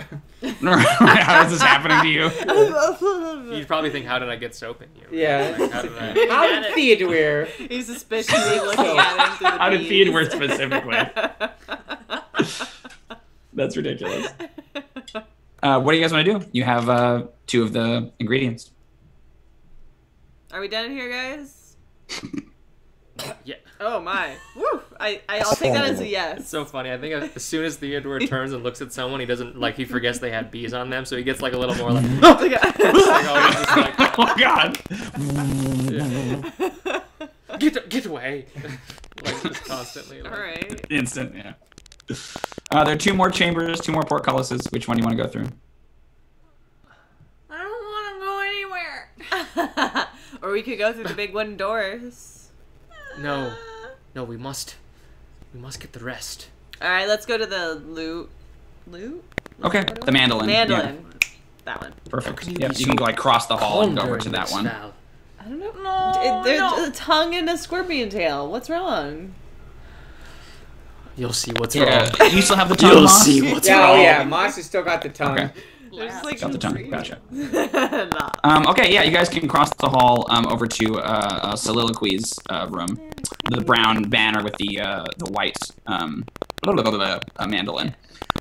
So this room, again, is a little bit more normal than most of the rest of the rooms you've been in so far, as like what its accoutrements are. You can see there's the desks and the chalkboard, which of course is a creepy message on it, which I'll get to in a second. But the room is plastered in sort of playbills and posters from Soliloquy's like career as an actress. And it's all these like very sensational, like, you know, the Merchant of Venice style posters looking around. You notice right away, however, that they are like this in that style, but none of them are from plays. None of them are the same posters. They've kind of been like reinterpreted. It's that lots of bold colors and big dramatic titles, but they all depict a halfling looking very much like Jrmi with the big hair, like dying in various different ways. So there's one where she's being like obviously poisoned, and you see like the cup is rolling away and she's poisoned. There's one where she's being like devoured by sharks. There's one where she's like falling down a pit trap and being speared by a bunch of spikes. And they're all like adventurer style deaths, and they're all like lion eyes on these posters all over the room. Her hair is also a different color in every single one. Why not? Yeah. Why not? The clue on the wall says Howlet's Wing. Howlet? Howlet's Wing.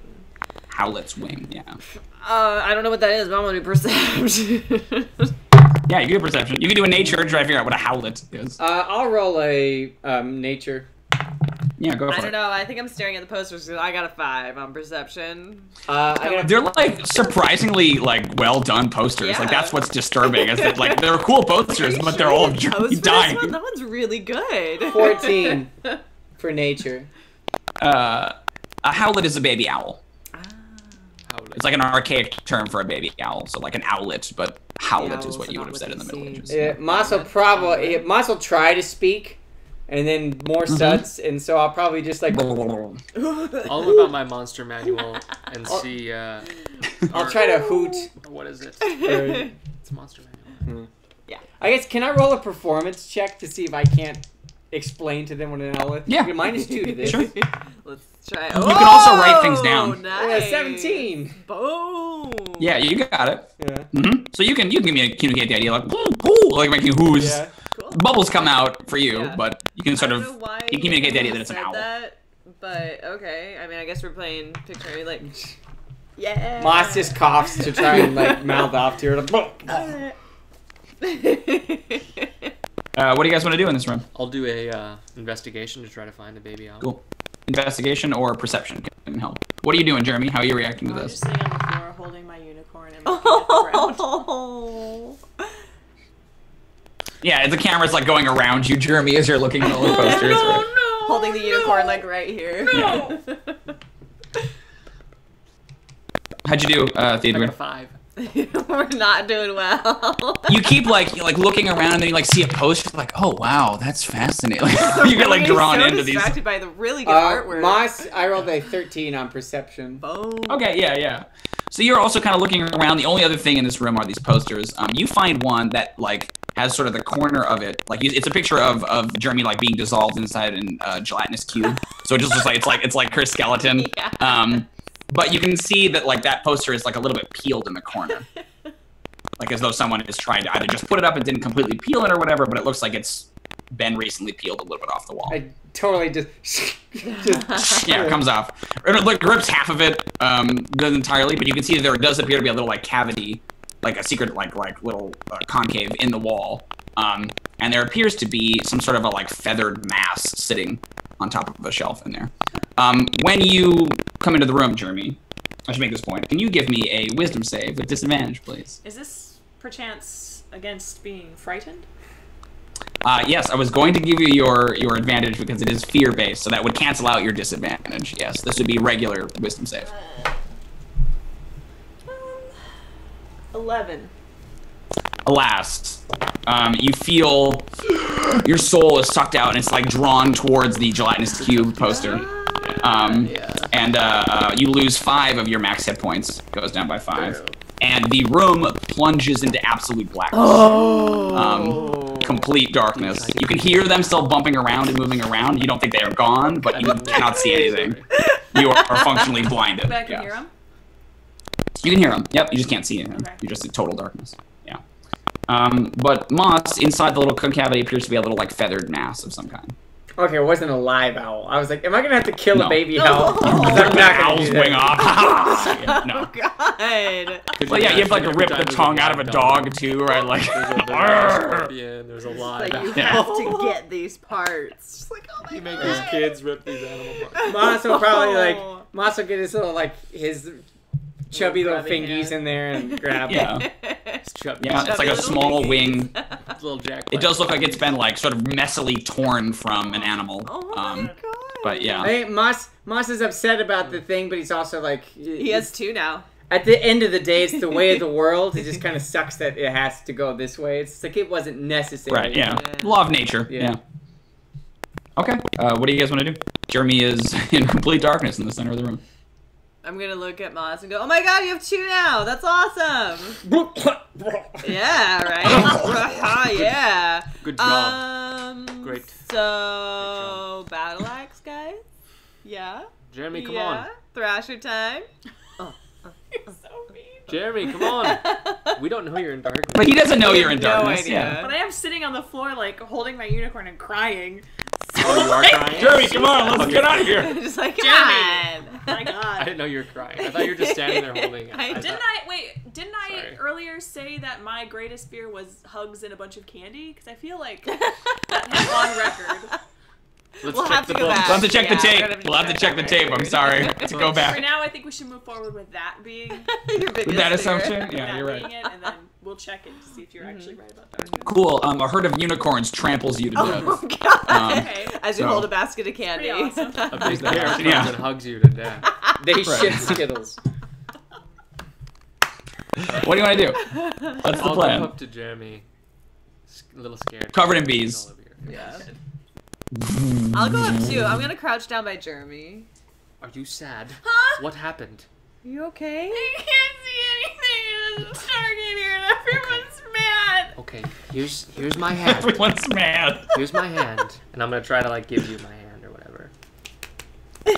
You take 1 point of damage, Theodûir, as the bees sting you. Ow! Ow! Ow! Ow! So I take my hand away. I'm gonna go Yeah. up and Still take a point of damage. Jrmi, do you want to climb on my shoulders? Climb on my shoulders. Okay, where are you? Here, I help her up. I like swing her Cool. up on my I shoulders. nearly like suffocate you. Yeah, they like how they go in the middle. Actually, those bees bloodied me. They did. You're looking a little rough. I'm bloodied officially. One of your teeth falls out, right? You're like, fucked up. A gash just appears Ugh, on he his spit face. out a tooth. Yeah. Taking That's a down joke. That doesn't happen. That's totally a joke. I just thought the idea of like getting stung by 3 bees, like, oh, you're like a black eye somehow, and like. Somehow. After being just, stung on the arm, it just like bloody. transforms to that. Yeah.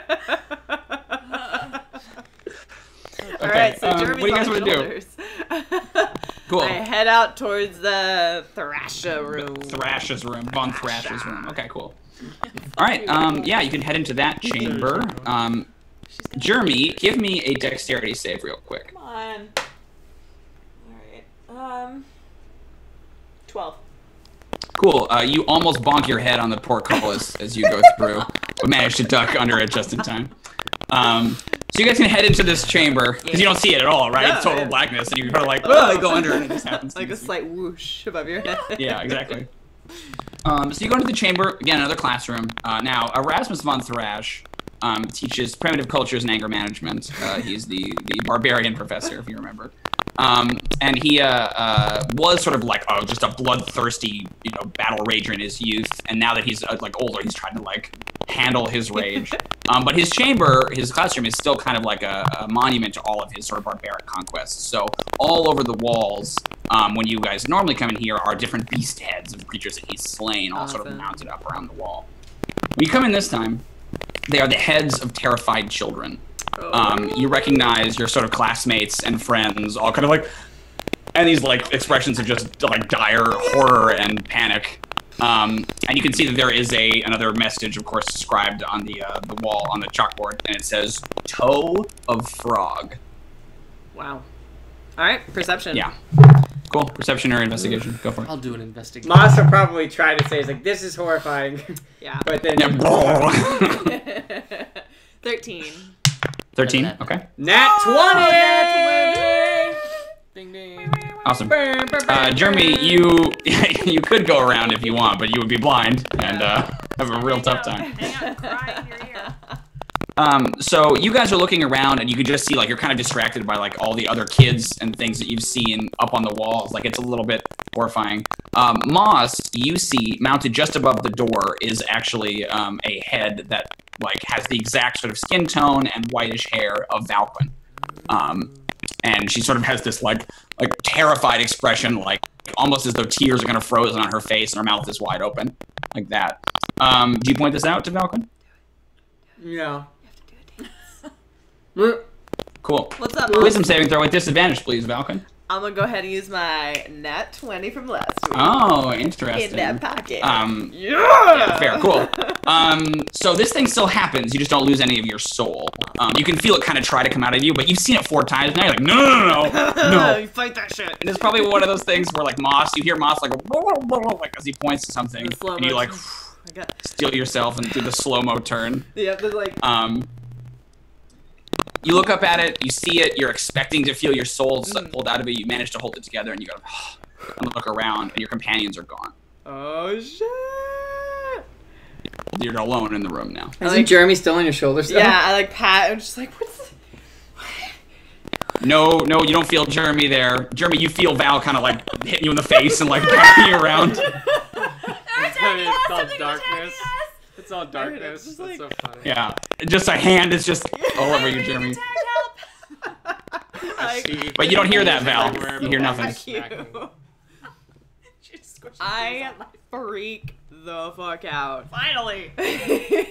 I'm just surrounded by heads of terrified children alone in a room. I think I definitely do like a freaked out flip and like kind of jumble into the desks. Just like...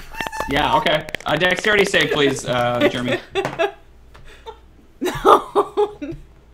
8.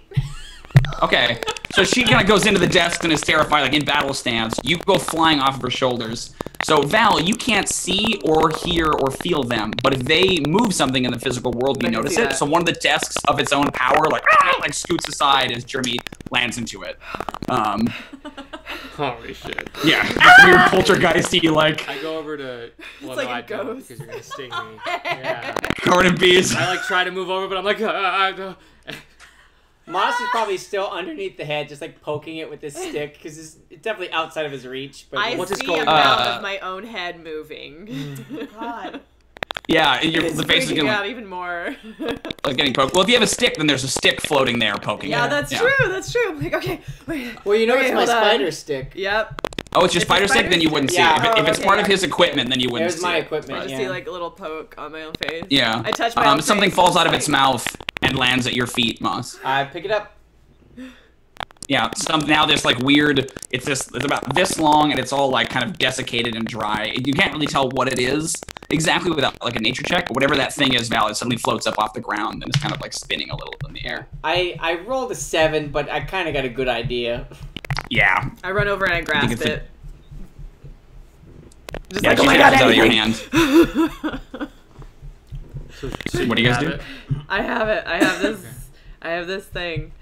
I guess if she's got it, Moss is done trying to speak. That's horrifying to him. Yeah. Soap coming out of his face. So I guess if no one picks Jrmi up, Moss will go trundle on over and help her Try to out. help And her. I don't know it's you. Yeah, okay. You're just Murloc noises. So you want to try to like lead her out like the blind, or how do you pick her up? Um, Like, what do you... I was gonna say I'll throw her on my shoulders, but I'm not that You're like strong, the same so- I can height. probably Yeah. smell that it's you, so it's like weirdly comforting to be like, oh, it's Moss. No, it's not. Can I try? But like now he has like almost a lemony fresh scent to him as well, like from all these suds that like spilled down his shirt. Yeah. Can I try? I guess maybe I don't know what's happening yet, so never mind. I wanna try definitely a have message, stumbled but out backwards no. from this like, Okay. into the hallway, just like fuck.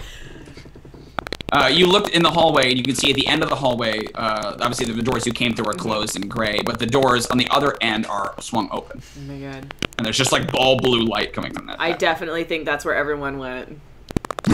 And you just go. I definitely think. Cool. Moss will probably Val try to runs yell out. down the That's not hallway. happening. So he's gonna try. I'm gonna try to lead Jrmi here quicker Okay. by the Cool. arm out or whatever. So Yeah. Kinda- Do you go with Jrmi? What's up, I'm Theodûir? asking what's happening. 'Cause Yeah, I can't don't see. know what's going on fully, but I feel like Theodûir probably thinks Val somehow knows what's going on, and so he's gonna suggest that we all follow her. Okay, yeah. I would, So it's kind of like a ragged, disorganized group as you guys head Yeah. out. Val is like far in the front, and you're kind of like leading, like stumbling Jrmi along. Are you hanging back, Theodûir? Like not 100% sure what's going Oh, on? I'm And they're all definitely covered in going bees. with too. them. Yeah. Yeah, that's what I meant. Like you're going with them, but I feel like there's like a little distance. Yeah, for sure, because the bees Right, and, yeah. and all the Bees. chaos and all the unknown, and yeah. Right. as soon as I saw the doors were Absolutely. open, I yelled out a huge "Guys, wait for me!" and just took off. Oh, interesting. Yeah, and took off. Okay, cool.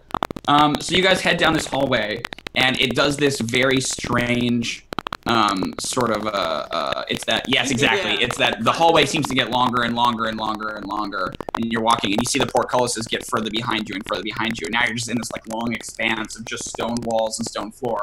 And the door is, like, almost staying still. It's very slowly coming closer, but you realize you're, like, hundreds of feet away from that area, and like the whole spatial sense of this corridor is getting really weird and David Lynchy on you. Yes. As you get closer and closer and closer to the white sort of blue light that becomes blinding and blinding and blinding, you're walking towards these two big doors. Do you go through them, Val? I think I've slowed down at this point because I like obviously I would have caught up to them. So I like after like a good 100 feet sprinting, I'm just like, Yeah. okay, what? I'm definitely doing like the slow spins and like talking to myself the entire time. I'm just like, it's okay. There's somewhere around here. There's got to be someone else. Anywhere. Can I try a message on Val? Yes, you can. Okay. What do you say? Val, stop. What? So you get like a weird little like text message in your Like a head, little- basically. Yeah. And I just stop in place. Just wait. Jrmi? If this was House of Cards, we would see like the little message Yeah. appear on the side of the screen from like Jrmi. Val, stop. Yeah. I definitely. I think you can reply with message, right? Yeah, in your head. Awesome. Yeah. Where are you guys? In all caps. A lot of exclamation points. Yeah. we've literally been next to you this whole time. Yeah, I'll be like, Right, yeah, writing you're standing the immediately. LinkedIn message again, I guess, with like the cool guy glasses emoji. Right? Oh my god, with that one I go, Are an emoji for each of us. are like, you guys we're all- dead? Are you ghosts? No. Why can't you see us? I don't know. I don't know. Okay. Take out one of the. Cool. Do you tell us what's going on? Yeah, I'll be like, I don't think she can see where we are. She's really confused. Is she blind too? Hang on. Someone, take out one of those objects. Moss, take out one of your the dog tongue. Take out the dog tongue. Dog tongue. I want to see it. See it. I want to see it. Wave it in front of Val's face. Can she see it? Flap, flap. No. She doesn't see it. Oh, the dog tongue? Yes, you can. You can can see see the that. dog She tongue. sees it floating there. It's suddenly flapping back. What? So I can see her reacting to it, right? Yeah. Yeah. Yeah, Okay, yeah. You cool. guys can So see I'll her. say, She just can't see or hear you. Tell her that that's us. Follow the dog tongue. Val, follow the dog tongue, whatever that means. Okay. Or just know that if you see the dog tongue, we are with you. Or just know that if you see the dog tongue, we are with you. That's oddly comforting. One of them is green, one of them is blue, right? Like, what do you guys want to do? Read report has been sent. A little like exclamation point next to it. I think we're kind of. What's the plan? You're standing in front of this like glowing blue door, There's a weird dog tongue just like 3 feet below my eyes. floating. Yeah. I would be like, let's go. And then you'd maybe see the dog tongue, like, Yeah. starting to go forward. Yeah. Okay. Yeah, you guys can walk forward. The blue light sort of swallows you, and that's where we'll take our second break. We'll be back in Son of 5 a minutes with the epic conclusion of episode 15, Nightmare Scenario.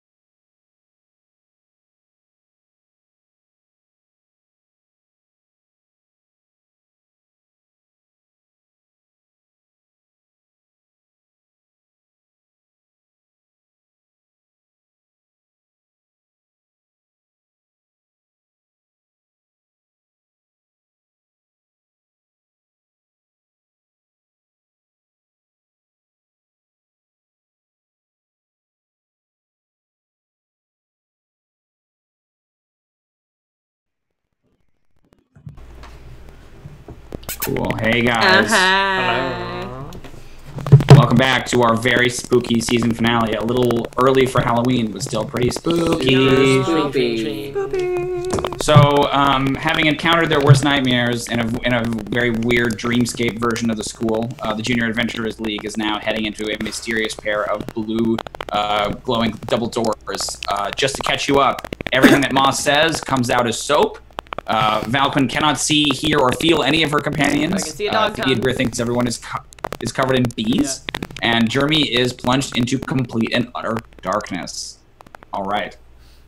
So everyone but Jrmi can see, as you guys come through this doorway, that you are in a somewhat familiar chamber. Maybe some of you have seen this place before in the school. Maybe some of you have not. It has long rows of wooden counters and like sort of long banks of these bubbling cauldrons. You guys think you're in the kitchens of the school. And you can see that most of the cauldrons are sort of empty and inert, but far across the room, sort of in the far corner, is one that has a little bit of blue flame underneath it and is sort of at a boil. That's kind of where the only light in the chamber is coming from. It's from over there. What do you guys do? I guarantee you, Moss has tried to go into the kitchen once and only once before they were just like, this man is not allowed in here. Yes. There are big chalkboards all over the place. They write like the day's like lunch and recipes and stuff. And so there was like a picture of Moss, like do not admit. Do not admit. It's like a beautifully rendered drawing of you in chalk. Yeah. It's like cookie stuff on your face. Like. There's like stink lines and like little tiny flies drawn. Is it not only big pen lines. Not only does it like he got in there, he got into the food, and they had to throw the rest of it out. It was just like yeah, right. It's boiled like a day's worth of rations. Yeah. So you guys are standing kind of the doorway to the kitchens. What do you want to do? I have a question. Yes. I want to do an Arcana check and see if I can put together what this recipe is for. If this is like some Sure, kind of, yeah. like... Go for it. All right. Where are we? That's a 8. Yeah, potions and like sort of druid craft stuff was never really your forte. I'll roll an Arcana. Would I roll Arcana, Nature, Medicine? I would say you could make an argument for any of the three, but the DCs will be different. It is a magic spell, so Arcana makes the most sense. You could try Nature or Medicine, but it'll be harder. You have to get a higher number. Yeah. All right. I'll go with Arcana. I'm not particularly skilled in it, but maybe I'll know something. Yeah, that low DC. 19! Woo! Okay, yes. So the 4 ingredients listed here are, let me pull them up. Dog tongue. And you kind of remember the order. It's sort of a little mnemonic that gets used sometimes. Some of these spells they're passed down from druids to druids. Toe of frog, tongue of dog, scorpion sting, howlet's wing is the order that's traditionally done in the mnemonic. And you think that it is basically an anti-banishment spell. You think it's like a cancellation of a magical effect that would send someone to a different plane. Oh. That's pretty bad. Yeah. That happened for a reason. That's what you think? Moss is like, he's just like... Hold on. But you can't communicate this idea. There's chalkboards. Yeah, there's chalkboards. I think he'll try to go up to the chalkboard and write on it. Is there chalk around? Sure, yeah. I just saw the tongue moving around and then stop. Yeah. And then all of a sudden the tongue just like slaps against the chalkboard. And Moss is scribbling and like... Oh, you're writing it with the tongue? Yeah. Chalk and tongue just... Oh, God. What are you writing? Cool, what do you write? Moss probably writes... anti-banishment, like he's trying to get it out as quick as possible. So like anti-banishment spell, warlock teacher coming back with potion. Do not. Yeah, you're out of room. Right, like that's all the part. I think it's like a little chalkboard. Yeah. You can erase and do it again, but I like the idea that you're like you can't fit this very complex smaller, idea. more crooked. Well, it's just like, smaller and more crooked. So basically, he writes like the bullet points and then do not make. No make. Yeah, sure. No Big make. letters on the bottom. Are you like dictating what's happening to me? I'm sure. Oh I yeah, keep you don't asking. see it. Yeah. So I'm probably reading it out loud. I'm probably just Cool. reading what he's writing out loud. Can I just send a message? So you can read it, Val, but you can't hear Theo reciting it, and you can hear Theo, but you can't see it, Jrmi. Yeah. Can I send you a message then, Moss, to be like, what are you doing? You could just she talk can to see it. Moss. Talk to Moss it. can hear you. Right Yeah. I now. can see it. But I She want to can send see a it, can't message she? that he can talk back to me. Well, he can just But talk you can to speak to hear him. Moss. I'm the only one that can't. Oh, he can't. You're right. Oh, Yes, da, da, gotcha. da, yeah. So you can send a message to Moss. Yeah, Moss gets a text. Moss texts back. It's just like it came to me just now. What the heck was it called? Scorpion sting, dog's tongue, wings. The other thing. It's like a bunch of messages as he's trying to All these, remember, like, right? dots. the components. We are making components for the spell, and we are about to do. I think this warlock lady's trying to get unbanished, because it's gonna be unbanishment spell. That's what these are for. He says this for an unbanishment spell. An unbanishment spell. Cliff's notes. Can I do like a Arcana or something to try to figure Sure. out, put Yeah. this together? I'll give you advantage on that. Arcana? Okay. Mm-hmm. Okay, come on, baby. Come on. That's good. Okay, that's good. 19. Cool, yes. So it would be a more complicated spell than just these things, but you know that this is like part of a larger ritual that would basically undo the effects of a banishment spell. Yeah. Like a permanent banishment, as opposed to like there's like a lesser form that can do it for a short time. This would have been like in a ring with the candles and like all that shit. Right. Yeah. Right. And now that I'm seeing the room we're in, does it seem like we are set up to just like... So you're in the kitchen. Oh, we're in the- the only light that's coming is there's a little light coming from one of the cauldrons is lit, and it's across the way. Yeah. You know that you would probably have to put it into some kind of a broth. It's pretty in far order away, to that make- cauldron, though? It's probably about 25 feet Okay, away from okay, you. cool. Yeah. I'm super nervous. Cool, then we're fine. I'm super nervous. I'm not. I would suggest, I don't know, we try to destroy it or something? Like... We correct. I don't know, I just see a tongue and a clock waving around.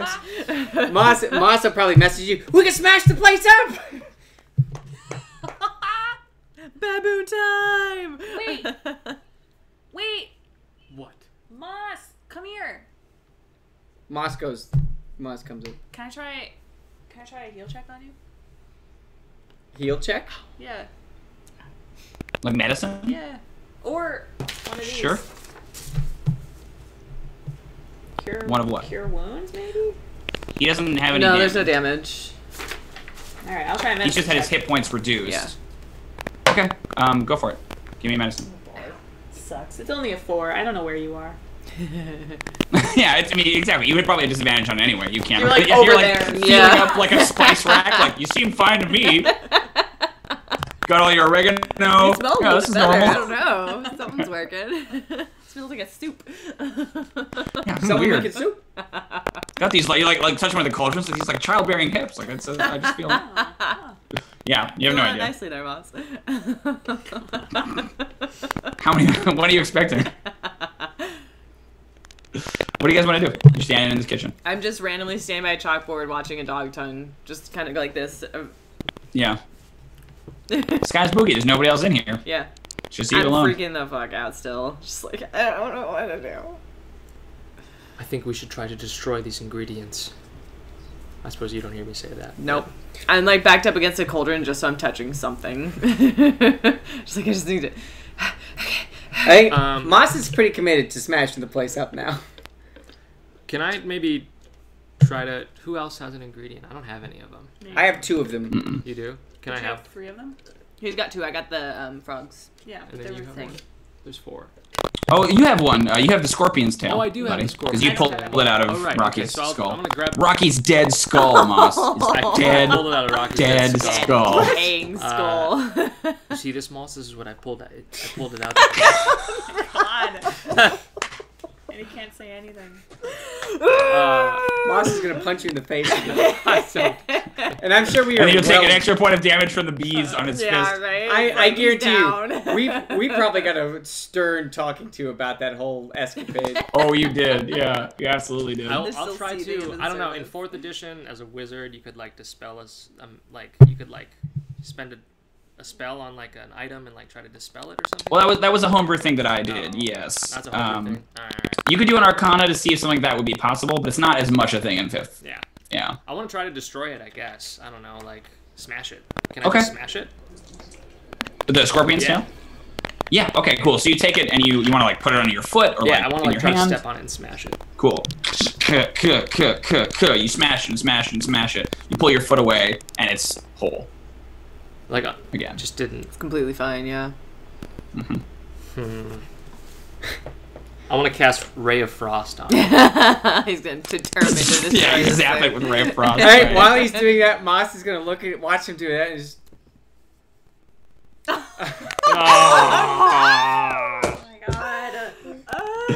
Okay, so you're blasting with Ray of Frost. You're gonna eat the I'm tongue. gonna try to. Okay, yeah. You see teeth marks gently going in. You can't tear it. It's like so rubbery. Uh, It doesn't tear. You pull it out. It's kind of drippy a little bit, but it's in one piece. Sudsy. You blast with Ray of Frost. It's kind of coated with ice for a second, but it is completely intact. All right, I'm gonna do an Arcana check on it because this is weird. Cool. I'm gonna go up to the chalkboard and erase his message and just write, "What is going on?" Exclamation! I'll message you like, we're trying to destroy him, but it doesn't work. 22 on my Arcana.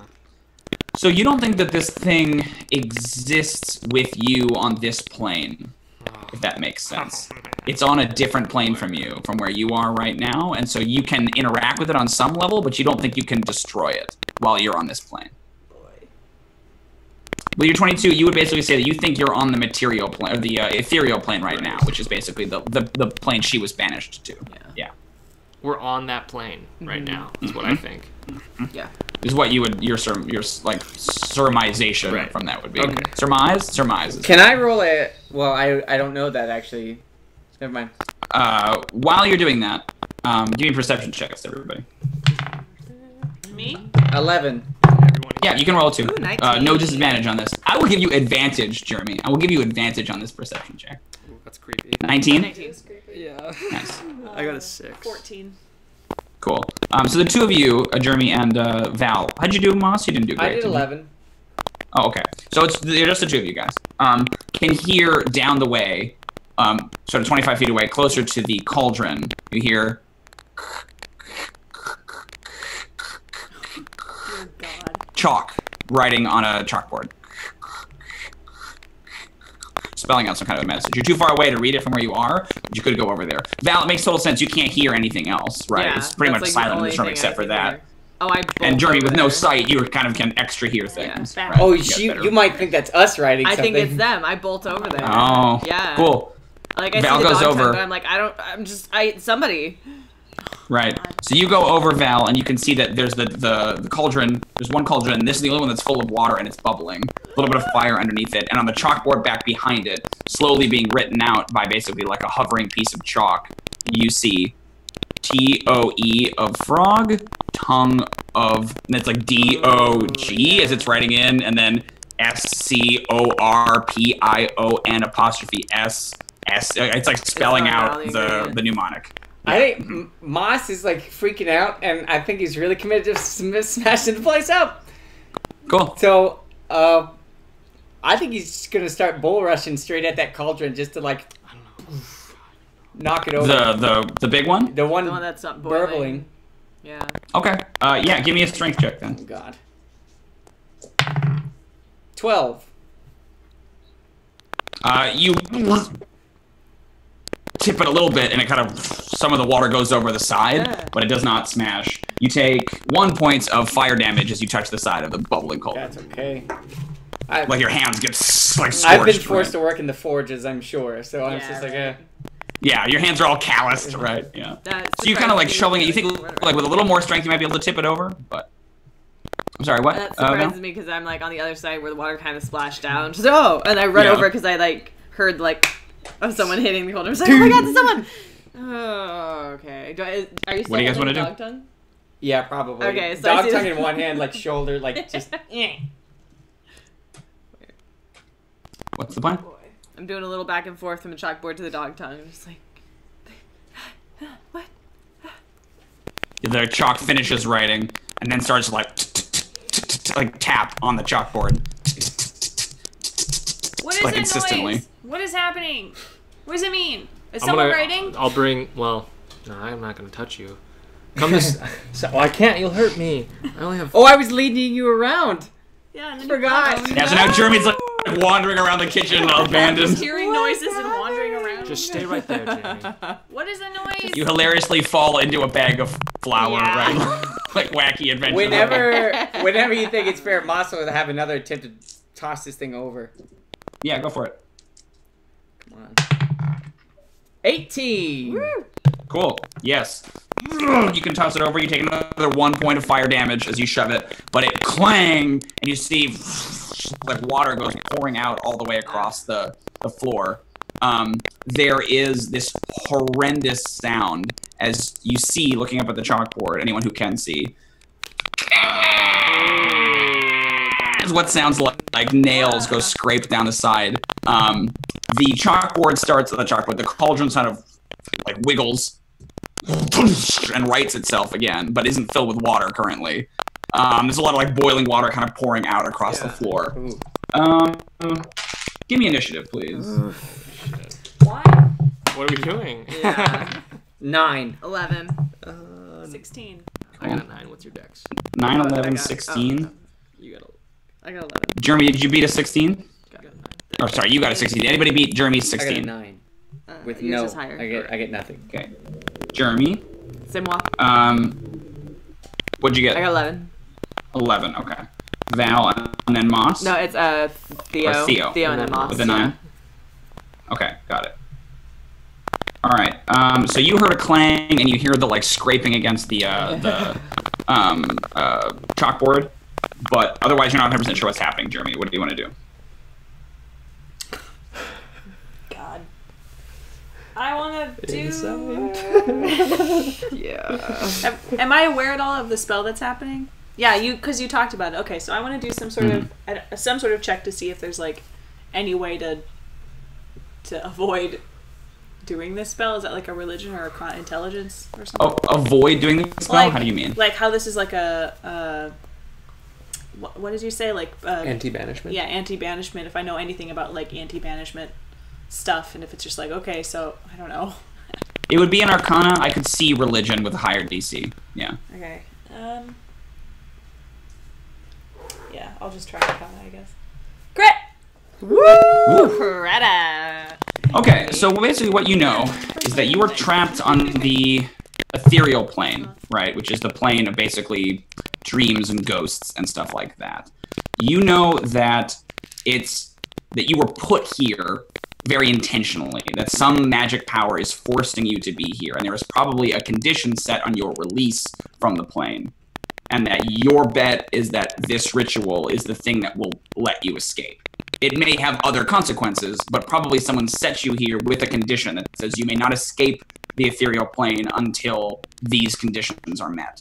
And with your 20 on your Arcana, you can tell that the 4 pieces of the ritual that you had are keys to your release from the ethereal plane. So you cannot do the ritual, but then you'll be stuck here forever. Do I know basically.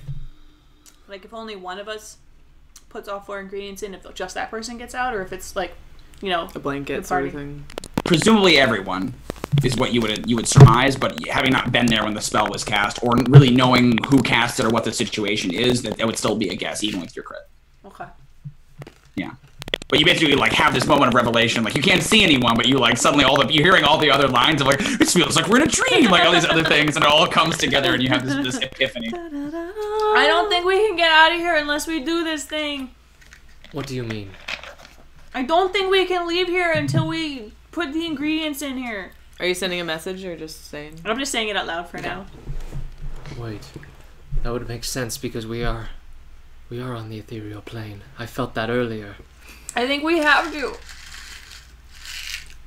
Oh no. Alright, we're gonna jump down the initiative then to Val. So you only heard one half of that conversation. No, you heard none of it. I heard none of that it. No, I conversation. didn't hear anything. So the cauldron knocked over, there's like Boiling scrapes water. along the wall. What do you want to do? Where the is chalkboard. the chalk that was in the middle of the air? It's probably about 5 feet away from where you're standing. Is it still you could reach up hovering? and grab it if you wanted. Yes.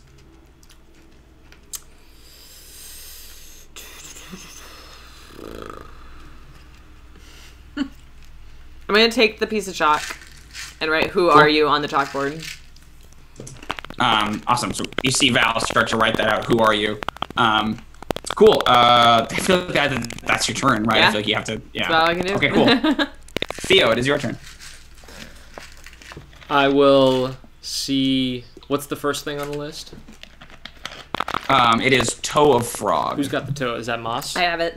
Oh, you Moss. have it. She's got the toe. have it. I've got the. Oh yeah, you snatched it. Yeah, Yeah, you have the I've got the tongue. Val wing and has the it. tongue. Yeah. Are you holding it, or is it like packed away? The wings packed away. No, I'm It was in talking my about left the toe. hand. I'm talking about the toe. Yeah, it was. I So saw May it still like probably between have my it. little fingies in my left hand. I want to try to take For it. narrative reasons, this is more interesting if you're holding it. Yeah, right? that's true. Yeah. I want to try to take it from you and put it in the cauldron. Try. I mean, I don't know where you're coming from. I'm completely oblivious. Would you let it go, or would you fight it if you tried to take it? It would. I mean, I'm not really paying attention to it. It depends on how he Okay. tries to take it too. I don't know that anyone's I going think I for it. kind of I'm just, know like, that I holding can't it. like communicate it with you, Yeah. so like I'm just gonna do it, you know. So if Okay, you resist sure. me, I understand. But Yeah, if you think he could get it away from you, Val, then I won't make you. Oh yeah, I roll, think he but could if you want totally to try to snatch hold it. on to Yeah, because I'm not really Cool. paying attention. Snatched.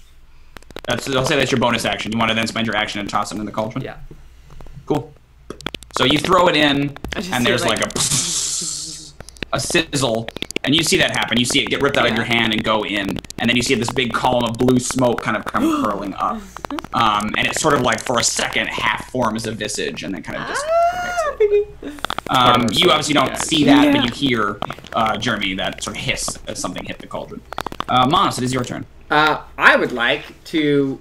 Where was the last place? Wherever the last place was, that sound, the chalk and everything, or the cauldron was the last place I saw moved. Yeah, I mean the scrape just literally happened like half a second ago. So I dropped fairy fire. cool. Yeah, awesome. So you see that there is sort of this half. I mean, let's describe what the spell looks like, and I'll tell you what it outlines. But go ahead. What do you want me to describe? I'm sorry. What does it look like? Like, how does your fairy fire? I don't think we've ever seen you do it. Oh before. no. How This does is probably the same as like produce flame, and then he probably like snaps his fingers into the flame there. He'll like do like he probably stole this from Theodûir, seeing him do his little orb thing, but he does like this little like turnaround thing, and then just chucks it up, like Cool. just like spins it around into like a tiny little hand tornado, and then like splits into multiples, and then chucks it up into the air like around him, or over like the area. falls and And the light turns And from outlines, red to okay. like blue or purple or whatever it is. yeah. Okay, cool. So it outlines this like vaguely sort of incorporeal shape. You can see kind of like a head and a shoulder and one arm, and the rest of it is all this sort of like weird snaky ghost shape, like as though it's sort of half formed, and it like had its claws coming down the chalkboard.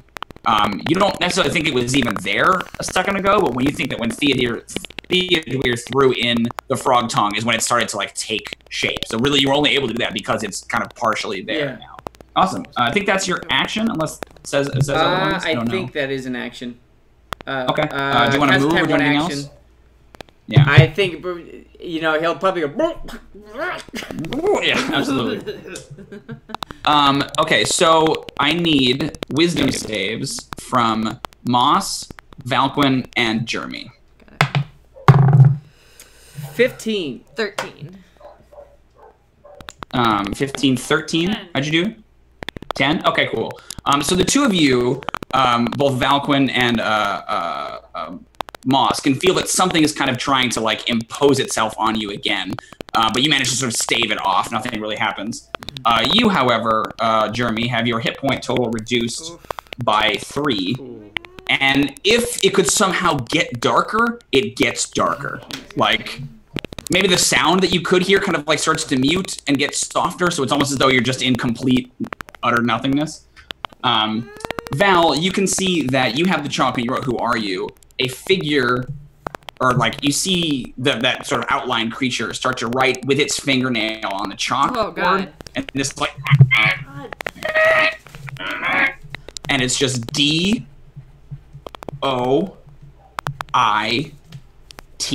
Oh my god. And then a period. Does the face look familiar?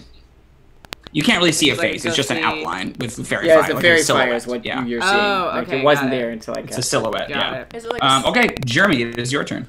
cool? Cool. This is Cool. bad. This is bad. This is really, yeah. I wanted. I don't know. I'm gonna do a. I don't know. Just gonna hang out, I guess. Cool. You're panicking a little. Like character-wise, what do you think you're doing? You got darker and quieter, right? Like. Yep. I'm gonna stop moving and just sit there. And I guess can I give someone bardic inspiration? Still? Yes, that's a great idea. That's Who do you want to give it to? I'll give it to Theo. Thank you. I'll definitely need it. All right.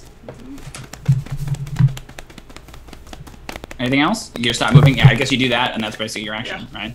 Okay. So Jrmi kind of crumbles up on the floor a little bit and seems terrified. Val, it is your turn. You do have a target now, but I don't know if you want to attack it, right? I erase the "Who are you?" and I put no. Period. Explain. Nice. Nice. Okay, cool. Oh, do it. Like Theodûir, it is your turn. That's awesome. okay.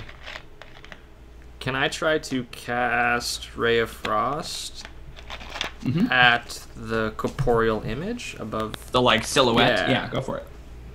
Yep. Okay. I guess I'll do that. Go for it. Should I roll an attack? Yep. Alrighty. You have disadvantage. Oh, no, excuse me. You would have disadvantage, but because he gave it fairy fire, now it cancels that out. So it's it's just regular. Fairy fire gives advantage. Okay. Advantage, yeah. Let me The creature's pull up the invisible. spell So. here. Sorry. And let me just send out this quick tweet. No, I'm just kidding.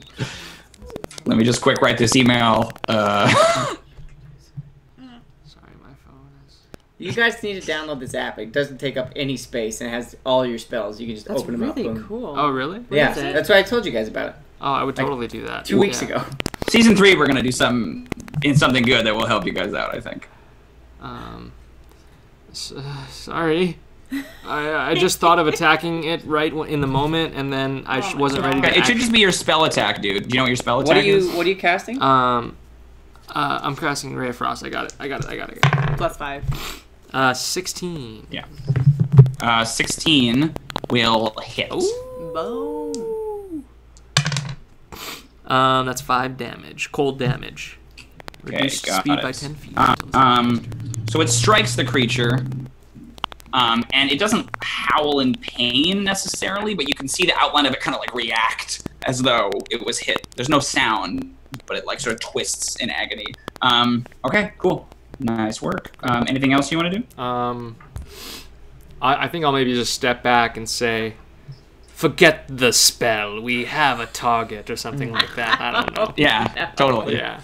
The dark Cool. Theo takes over. Yeah. Dark Dweir. Awesome. Moss, it is your turn. Dark Dweir. Hashtag Dark Dweir. Yep. Can I think Moss will probably be like looking at this thing like, look at his staff and just go, just sling the spider. Sure. with You want to it. do web? Go for it. Funny enough, I have to look up how to do that. I don't remember I believe it makes a reflex save. It's a reflex yeah. save against. I believe, or dexterity save. Yes, I believe it makes a dexterity save against it. Yeah, I just don't. Getting You caught sent in me the the stats, but they're buried. I didn't write them down on my sheet. I do think it's funny the idea of like, you guys should just get this app. Hold on, while I look up this email you sent me a couple weeks ago. Did you send that from experience? You sent that from experience points. Yeah. I feel like Theodûir's new class this semester is necromancy. Yeah. Who? Oh yeah. He's gonna get all Wand the web. Yeah. This wand has 7 charges a day. DC 15. Yeah, cool. So I'll make a dex save. I think it makes it. Yes, it does. Yeah, cool. So you fire it. It still makes a bunch of web in that area, but it's almost as though the creature sort of like slips through it. Yeah. It feels like it's not totally corporeal, this thing. Yeah. There's a bunch of web like splats up against the wall and it's kind of hanging there. So that suddenly Nice. appears in front of my face. And I'll keep fairy fire going. Duration Cool, 1 perfect. minute. Yeah. Is it concentration? I do believe so. Okay. Everything seems to be concentration. So. Awesome. Theodûir, can you give me a wisdom save, please? Wisdom save. Yes, indeed. Shit. You got that inspo. Ooh. Mod Oh, nice. 18. Your father despises you, is the words that you hear in your head. You take Oh no, you take 6 points of psychic Are you damage. down? Um, God. I faint. It's literally like, but yeah, like it's like a faint, like just like. you fainted. Beautiful. Yes, Theodûir goes down.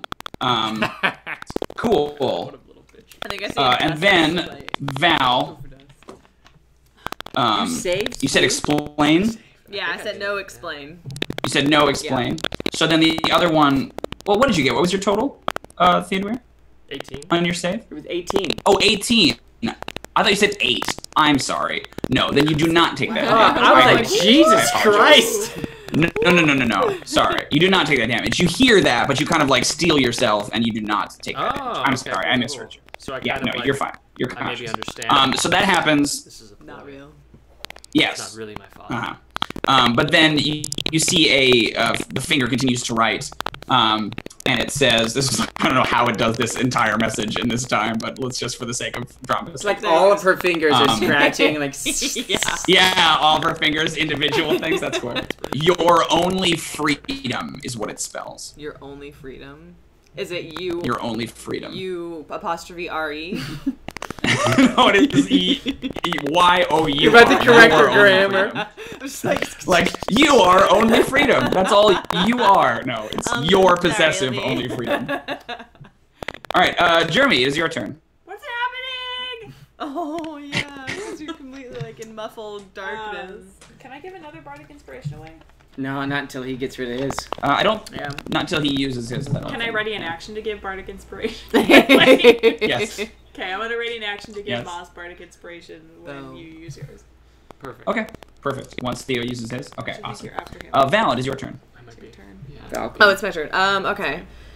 Your only freedom. Okay.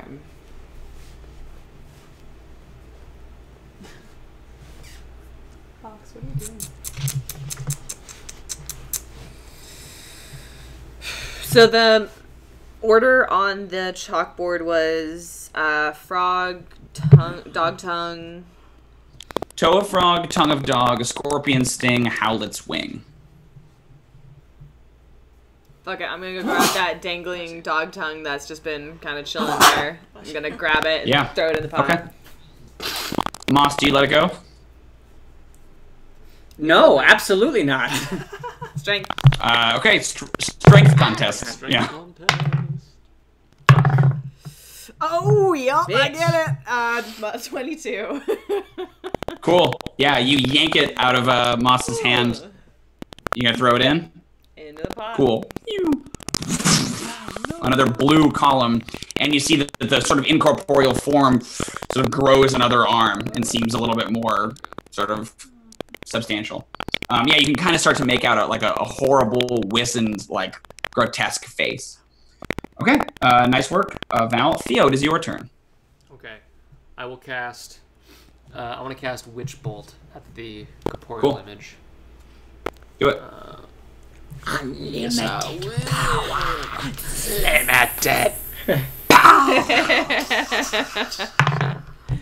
Ooh, I yeah. think so. That's a mod 22. Okay, yes. Give me some damage. D12. Oh, Oh, max, baby. it's 12 damage. Yeah. Beautiful. Yeah, that's awesome. Talent. You can't see her skeleton because she's like weird and incorporeal, but she's sort of like retching back and forth with these as this electricity's going up and It down. goes like starting- in and out of focus. I'm starting to. Like, Yeah, that's cool. strife like back, like sideways as the Yeah, lightning sure. bolt is like, yeah. It's like And Dark arcing. Clear takes over. Yeah, beautiful. And the room is flashing. Right. Yeah, from that's all I see is just like, bolts. what? Can I see Awesome. where the witch bolt Did you comes want from? to use your? I suppose you already. Did you use your bardic inspiration or did you not? No, not yet. No, Boo. I'm saving Okay, that for a cool. save. Probably if that ever comes. Yeah, thanks. Okay. Wisdom save. Yeah. Moss, it is your turn. Moss is actually going to, while the fairy fire is still going, I'm going to cast Moonbeam. When did Cool. you get all these Yes. spells? I just never used them, but I actually prepped them, a couple of them at least. Cool. But I prepped some new ones because I was This like, I don't know, maybe it'll help. But Moonbeam, This is an attack Moonbeam roll? has been on my list to cast for a while, so Nice. I'm very excited about this. So Moss probably he sees the creature. He's got unlimited powering it, so it's like kind of that witch bolt is still connected to it. And so again, he'll pull up like his flame, snap his fingers to produce flame, and then he'll just chuck it up in the air and then just like punch at it. So it just goes kind of shatters in the air, and then a pillar of light. Yeah. A silvery beam of pale light shines down in a 5-foot radius. Question for you. Is this concentration? It is. So you had to drop the fairy fire. So then fair fire would go away, right? Yeah. If you switch to concentration spells? Yeah, okay, cool. Sweet. So I knew where she was, and now I'm just going to go boom. Yeah. Perfect. And moonbeam the shit out of her.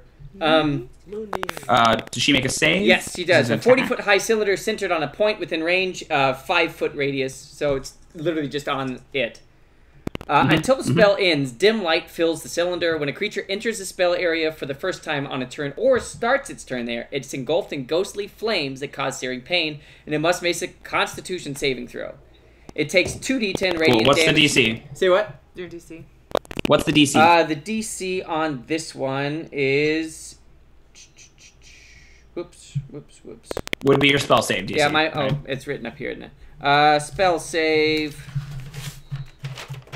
She got a 14. That bitch. Is it really? It's a 13 is mine. Mine's 13 too. Okay. Damn. So it's still half damage, though, I'm pretty sure, right? Yeah, half radiant, It actually. was 2d10. Nice. Blaster. I was looking for that, and I lost. 2d10. It's 2d10, I know, but I have to make sure that I didn't miss something.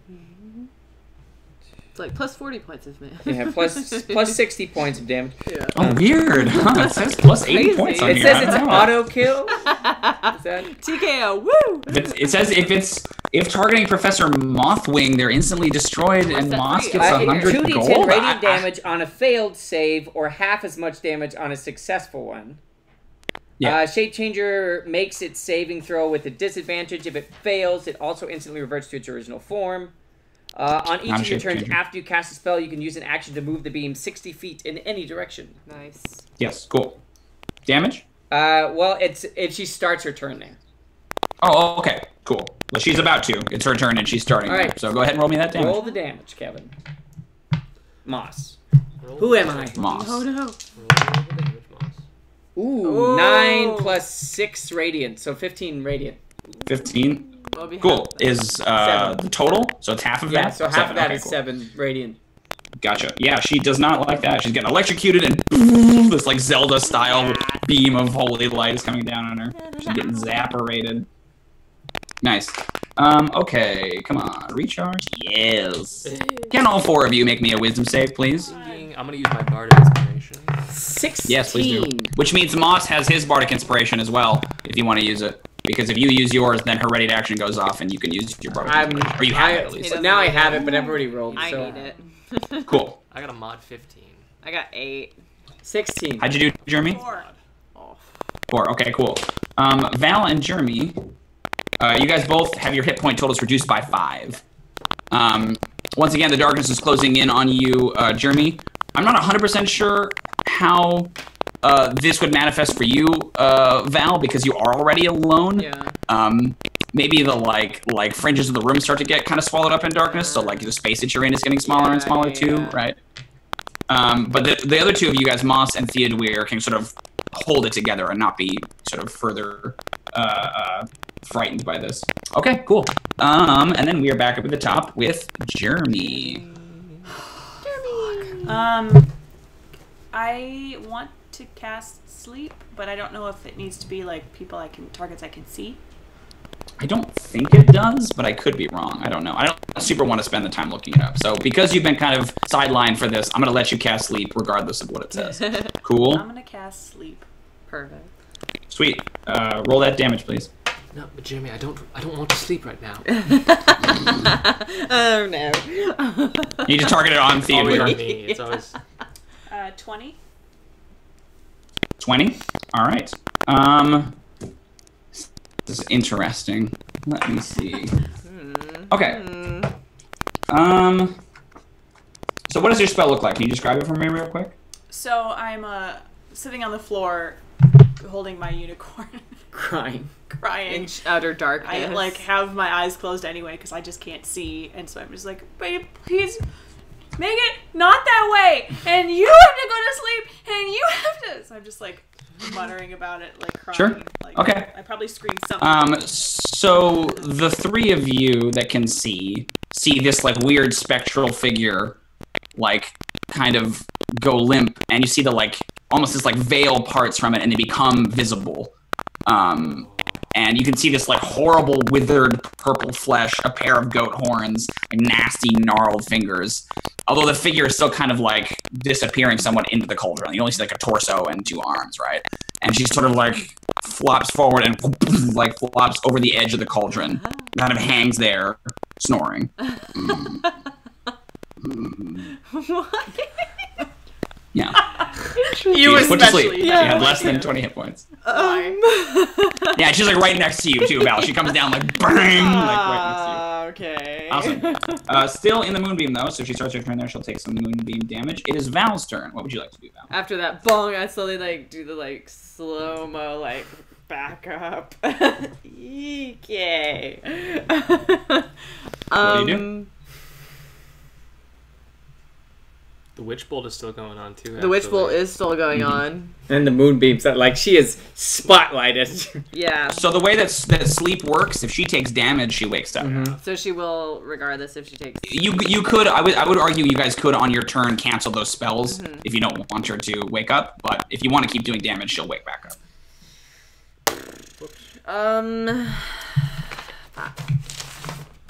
Do we still see like? Do I still see the bees too and all that?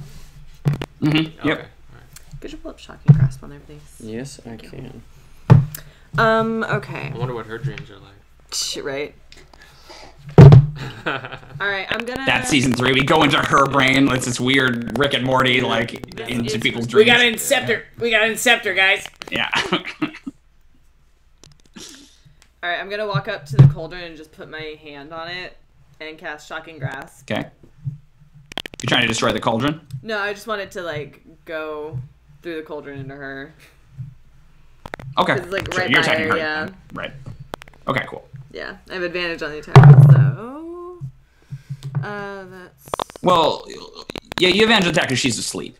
If you attack the cauldron, you're attacking the cauldron. Oh, okay, right? alright, So you yeah, have well, to, I'm like, Not attacking her. Yeah, Alright, you I'll do go so. right on But her. yeah, you have advantage because she's sleeping. That's fine. Okay, so it was 14. 14 will actually not hit Damn it. her. Alright. So you like shock her. You put your hand on her and Yeah. you shock her, but it doesn't seem to have any like additional effect, Okay. right? Like it's not like you can't touch her, but she still is asleep and lies there. Interesting. Okay, that's you. Unless you want to move, Theo. Do you want to keep dealing damage to her, or do you want to retract it? I need everyone to know that Cody was just whispering, "It's up to me." No, it was. I'm deciding whether she wakes up or not. Is what I was thinking. Right, That's, yeah. that's what I'm not. It's up to me. I feel like in this semester, Dwyr's hair goes jet black all of a sudden. His eyes start turning a little red. No, it was. Cody. You guys see? That's what I was leading. It's up to me. Like I'm like I It's have up to me. decide whether I wake Everybody's up. lost but me. Am I waking up? I decide who lives I and kind who of don't dies. want to wake her up because you put her to sleep. I mean, whatever, man. I don't know what I did and what I didn't do. I know. You just wanted Let someone everyone to like hear you tell them to go to sleep. But I don't want to ruin this sweet maintain spell I got going on either. Yeah. What do you want to do? Yeah, I don't want to ruin mine because that's a spell I cast.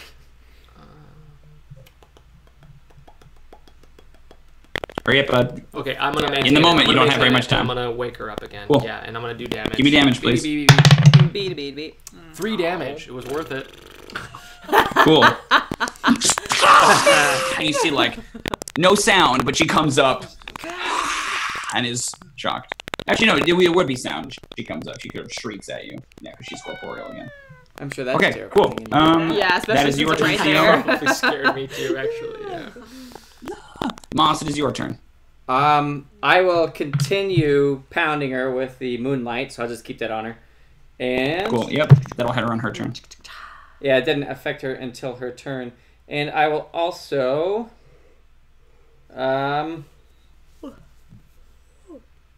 I'll produce flamer. Cool. Yeah. So I'll just Good. snap my fingers again and chuck some fire at her. Do it. 15? Yeah, 15 will not hit. What a slut. It's just like, you blast, you're right next to her, but again, it sort of peels off of her skin. Okay, it is her turn. Wait, I could use Bardic Inspiration on that, couldn't I? Yeah. You could, yes. Oh, do you mind if I... Please do. Cool. Will a 16 16? Hmm? A 16 will hit. Yeah! Oh. Wow, that would have been embarrassing. Give me the damage, please.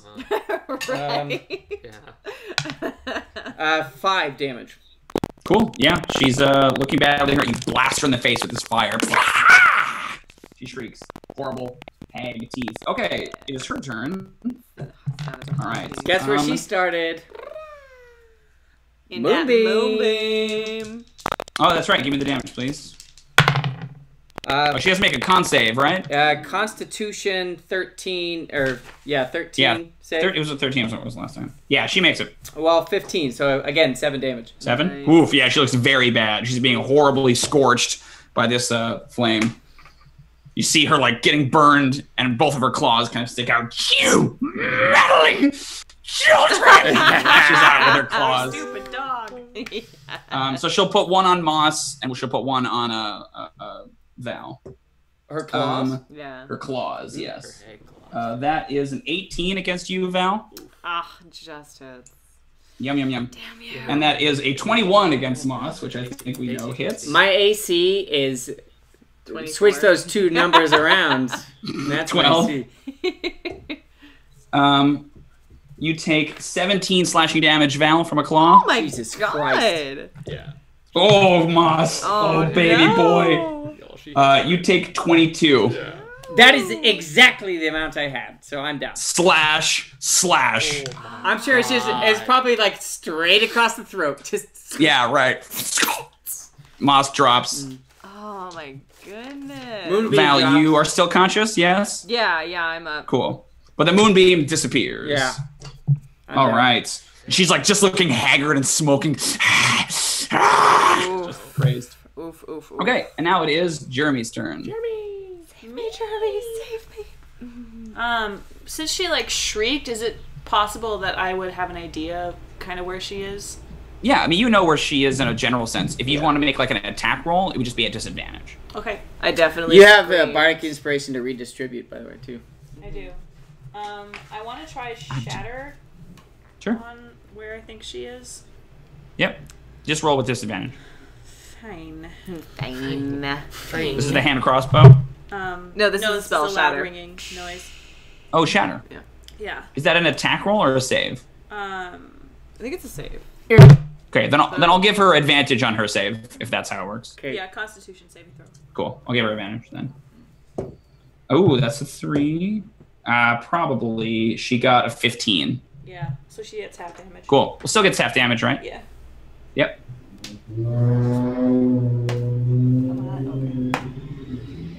It's 11, so 5. Cool. That's a cool sound. It's a shatter, right? So this is like a I forget how you play a song on a note on the recorder. Or the Yeah, kazoo? normally I have the kazoo. Jared's just sort of a prop, but this time I probably don't have it. I'm just like scared, so I'm probably just like screaming and it like Reverberates. weirdly. Cool. She's The screaming just so cauldron- you scream back, like, ah! The cauldron cracks up the middle and falls into multiple pieces. Well, a little water was still there, goes splaying out, and you see she is like blasted apart. She turns into basically like black smoke, Would you say and it's kind of shattered? swirling around. Apart? I'm sorry, what? Would you say shattered apart? Yeah, she got shattered apart. She sort of turns into black smoke, and you see that there's like a tiny black hole, sort of in reality, and you see she's kind of like that, and then she's like sucked through it and disappears, and the hole closes, and you're all suddenly just in the kitchen, and she's gone. There's like a second, and then simultaneously you guys wake up in your beds. Am I dead or no? No, you're conscious. You're conscious. Okay. You're in Yeah, your 'cause you bed, were out. looking Yeah. around. But You're in your Malfoy- bedroom. Like, morning light is like just coming in through the window and like hitting your face. I What do you guys do? bolt out the door and I try to go down to the common room and I'm like, oh wait, no, that's right. Yeah. It is a common room, but it's not the right Yeah, common room. It's like a different exactly. one. What? like, It's oh. Christmas morning! Right? Moss doesn't get dressed. He's still in his nasty tidy whities, and he's probably like pushing past people. Everyone's like, "No, not that!" And he's running as fast as he can to Rocky. Oh, Yeah, sure. Rocky. Sure, you go running down the. It's like a montage, right? Like we see you running, we don't know where you're running to yet. Theodûir, what do you do? I definitely kind of cry for Reg Malford. I want to know if he's there or not, and it's are you there, Reg Malford? Reg Malford? There's like a jostle on the door, and then suddenly, boom, the door gets kicked open, and Reg Malford comes striding in like, Master Theodûir, are you all right? I love that he's so dashing. He's like Gaston. Yeah, basically, he's just ripped, dude, and he's just like, He's like your bodyguard, but in you a call him your suit that's butler. just a little Absolutely. too small for like one of those little too monkeys. tight. It's played by Patrick Warburton, right? Like huge, like Theodûir, are you all right?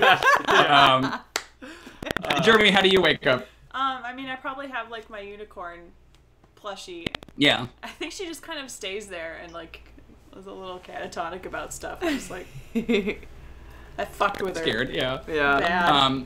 So Val, you're down in the living room, in the common room. You're looking around. Anything you do in particular? I'm gonna try to go towards Jrmi's room. I'm just gonna be like, no one's here. Okay, Jrmi. Cool. Have you seen anyone yet, or are you I saw my roommate. Okay. So I know I'm not. Yeah, there's a couple like groggy people sitting in the like common room, Yeah. like effectively drinking like hot cocoa or whatever, right? Like, And I bust in the middle. and you're just like, oh my god. Okay, Jrmi. she comes bursting into your room, Jrmi. Moss, you're like running down the academic corridors. You're like skidding around corners and running. You get over to Barkwood's office, and the portcullis is like partially open. You go skidding in. The professor like looks up. Can I help you?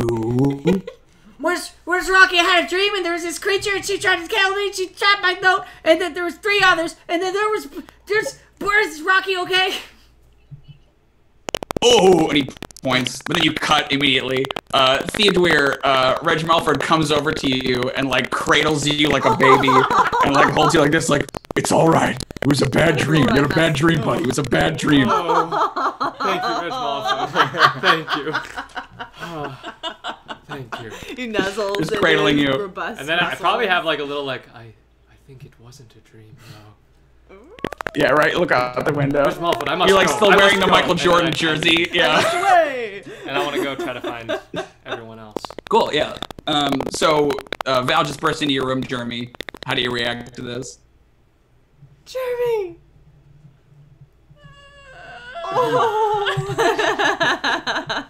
Oh. I go over and hug her. You guys have a friend hug. And in the last scene of the season, we see Barkwood pointing up behind Moss's head, and we see like hanging like a bat from a perch By his is a neck. little baby pterodactyl. Oh, no. By his neck. No, hanging up from a perch by his feet is a little baby pterodactyl that like flaps down and lands on your shoulders and kind of like wraps you up with his wings. Aw. And then the black circle thing closes around you guys, right? And it says Junior Adventurers League will return next fall. God. We're coming back next All season. right, and that is the We're end. gonna have more episodes. 7 seasons. Woo, yeah, 9 more seasons. We're gonna do it for you. That is episode 15, the season finale of season 2 of Junior Adventurers League. Thank you to those of you who stuck with us through that very wacky, weird episode. Aren't most of them? Also, we have a few housekeeping things, nothing major. We're actually out of thank yous for this month.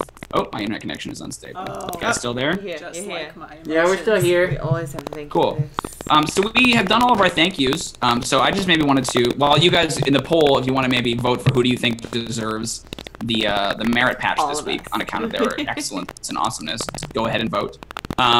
But in the meantime, I just wanted to extend a huge thank you, not only to our extremely loyal chat, those of you who have come out week after week, you know who you are. Yeah. Even if you only pop in for a little bit, if you can't stay the whole time, that's cool. We'd love to have anybody in the chat. I also wanted to make a big thank you to our players, because these guys are giving a lot of their time and their selfless energy to making this stream great, and no D&D campaign is good without good players. So I just want you guys to appreciate how generous they are with their time and how much they put into the game. And it means a lot to me, and I'm sure it means a lot to Kate. Kate, does it mean a lot to you? It does. It also means a lot to me how much time you put in, Timothy, as Yeah. a DM, Sure. to make these adventures You, as man. awesome as they are. Gee shucks. Gee howdy. Well, guess what, guys? There's plenty more Junior Adventurers League where this came from. We are going to be on hiatus for a couple of weeks. I'm not 100% sure when we'll be back. Should be towards the end of September. But there's a few exciting things we're going to do in the meantime. Before I talk about those, I wanted to quick talk about what you can expect from Season 3 of Junior Adventurers League. So we've done kind of 2 seasons of just sort of random adventures. Now we're going to start to kind of move into more character-focused adventures. So in addition to our random adventures you guys will vote for in the poll, we're going to do at least 1 episode per character, going and exploring their background and their stuff like that. So Junior Adventurers, expect some emails from me asking you important questions about, like, what does Theo's father look like? And where is this bakery located that we hear so much about? And all these things like that. So start thinking about character stuff, because I want to reach out to you guys and do some sort of background-related adventures. Now that we feel like we have the characters established, I want to see the worlds they came from. Awesome. Do you have any other announcements or anything, Kate, before I talk about Dungeon Crawl? No, I was just going to say we'll also be doing a Dungeon Crawl. You can talk about it. Go for it. You talk about Dungeon Crawl. I mean, this is something that we used to do early on. Hey! I don't. Hey, it's Shadow Nerd with $100. What? Jeez, What the? What What? Stop it! Stop it! I'm We don't need your throwing money. things around. No, we do need the money. Thank you so much, Shadow Owner. What? Yes. Why? Thank you. So, Shadow Owner, So much you had fun. mentioned in the chat earlier that you had some idea for the campaign. Maybe this $100 donation could be something you could use Yeah. towards an episode next season. I had planned on having Patient Monolith come back in Season 3 as well, so definitely you'll see a resurgence of that awesome Brock Sampson-esque monk. He's the one God, Bezorg! I Yeah. forgot about My that. magical Absolutely. word! Just taking the hits from that, what was That that? wyvern, yeah. Like a badass. Stinging him and stinging him and Right, stinging yeah. him. And he's just, you're okay. You're okay. But like reaching into its throat and Yeah. pulling the Bezors out. Like, it's Yeah. fine, I got this. Whatever. This is pretty cool. What a cool character that you made up, Shadow Owner, for that $100. Sure. What a great, awesome I'm looking cool forward to character. whatever he comes up with next. Right? I know. I can't wait. I'm on the edge of my Else seat. can we Thanks, get? buddy. We really appreciate all your support. That's going to make our lives much happier. His support is Unless that was incredible. all for- Other people could be part of Maybe- this too. Oh yeah, They that's could. Right. Like 100 could've divided been- by that's 25 That could have been all D20s. D20s for Theodûir. for me. For I mean, For Theodûir. and, I mean, yeah.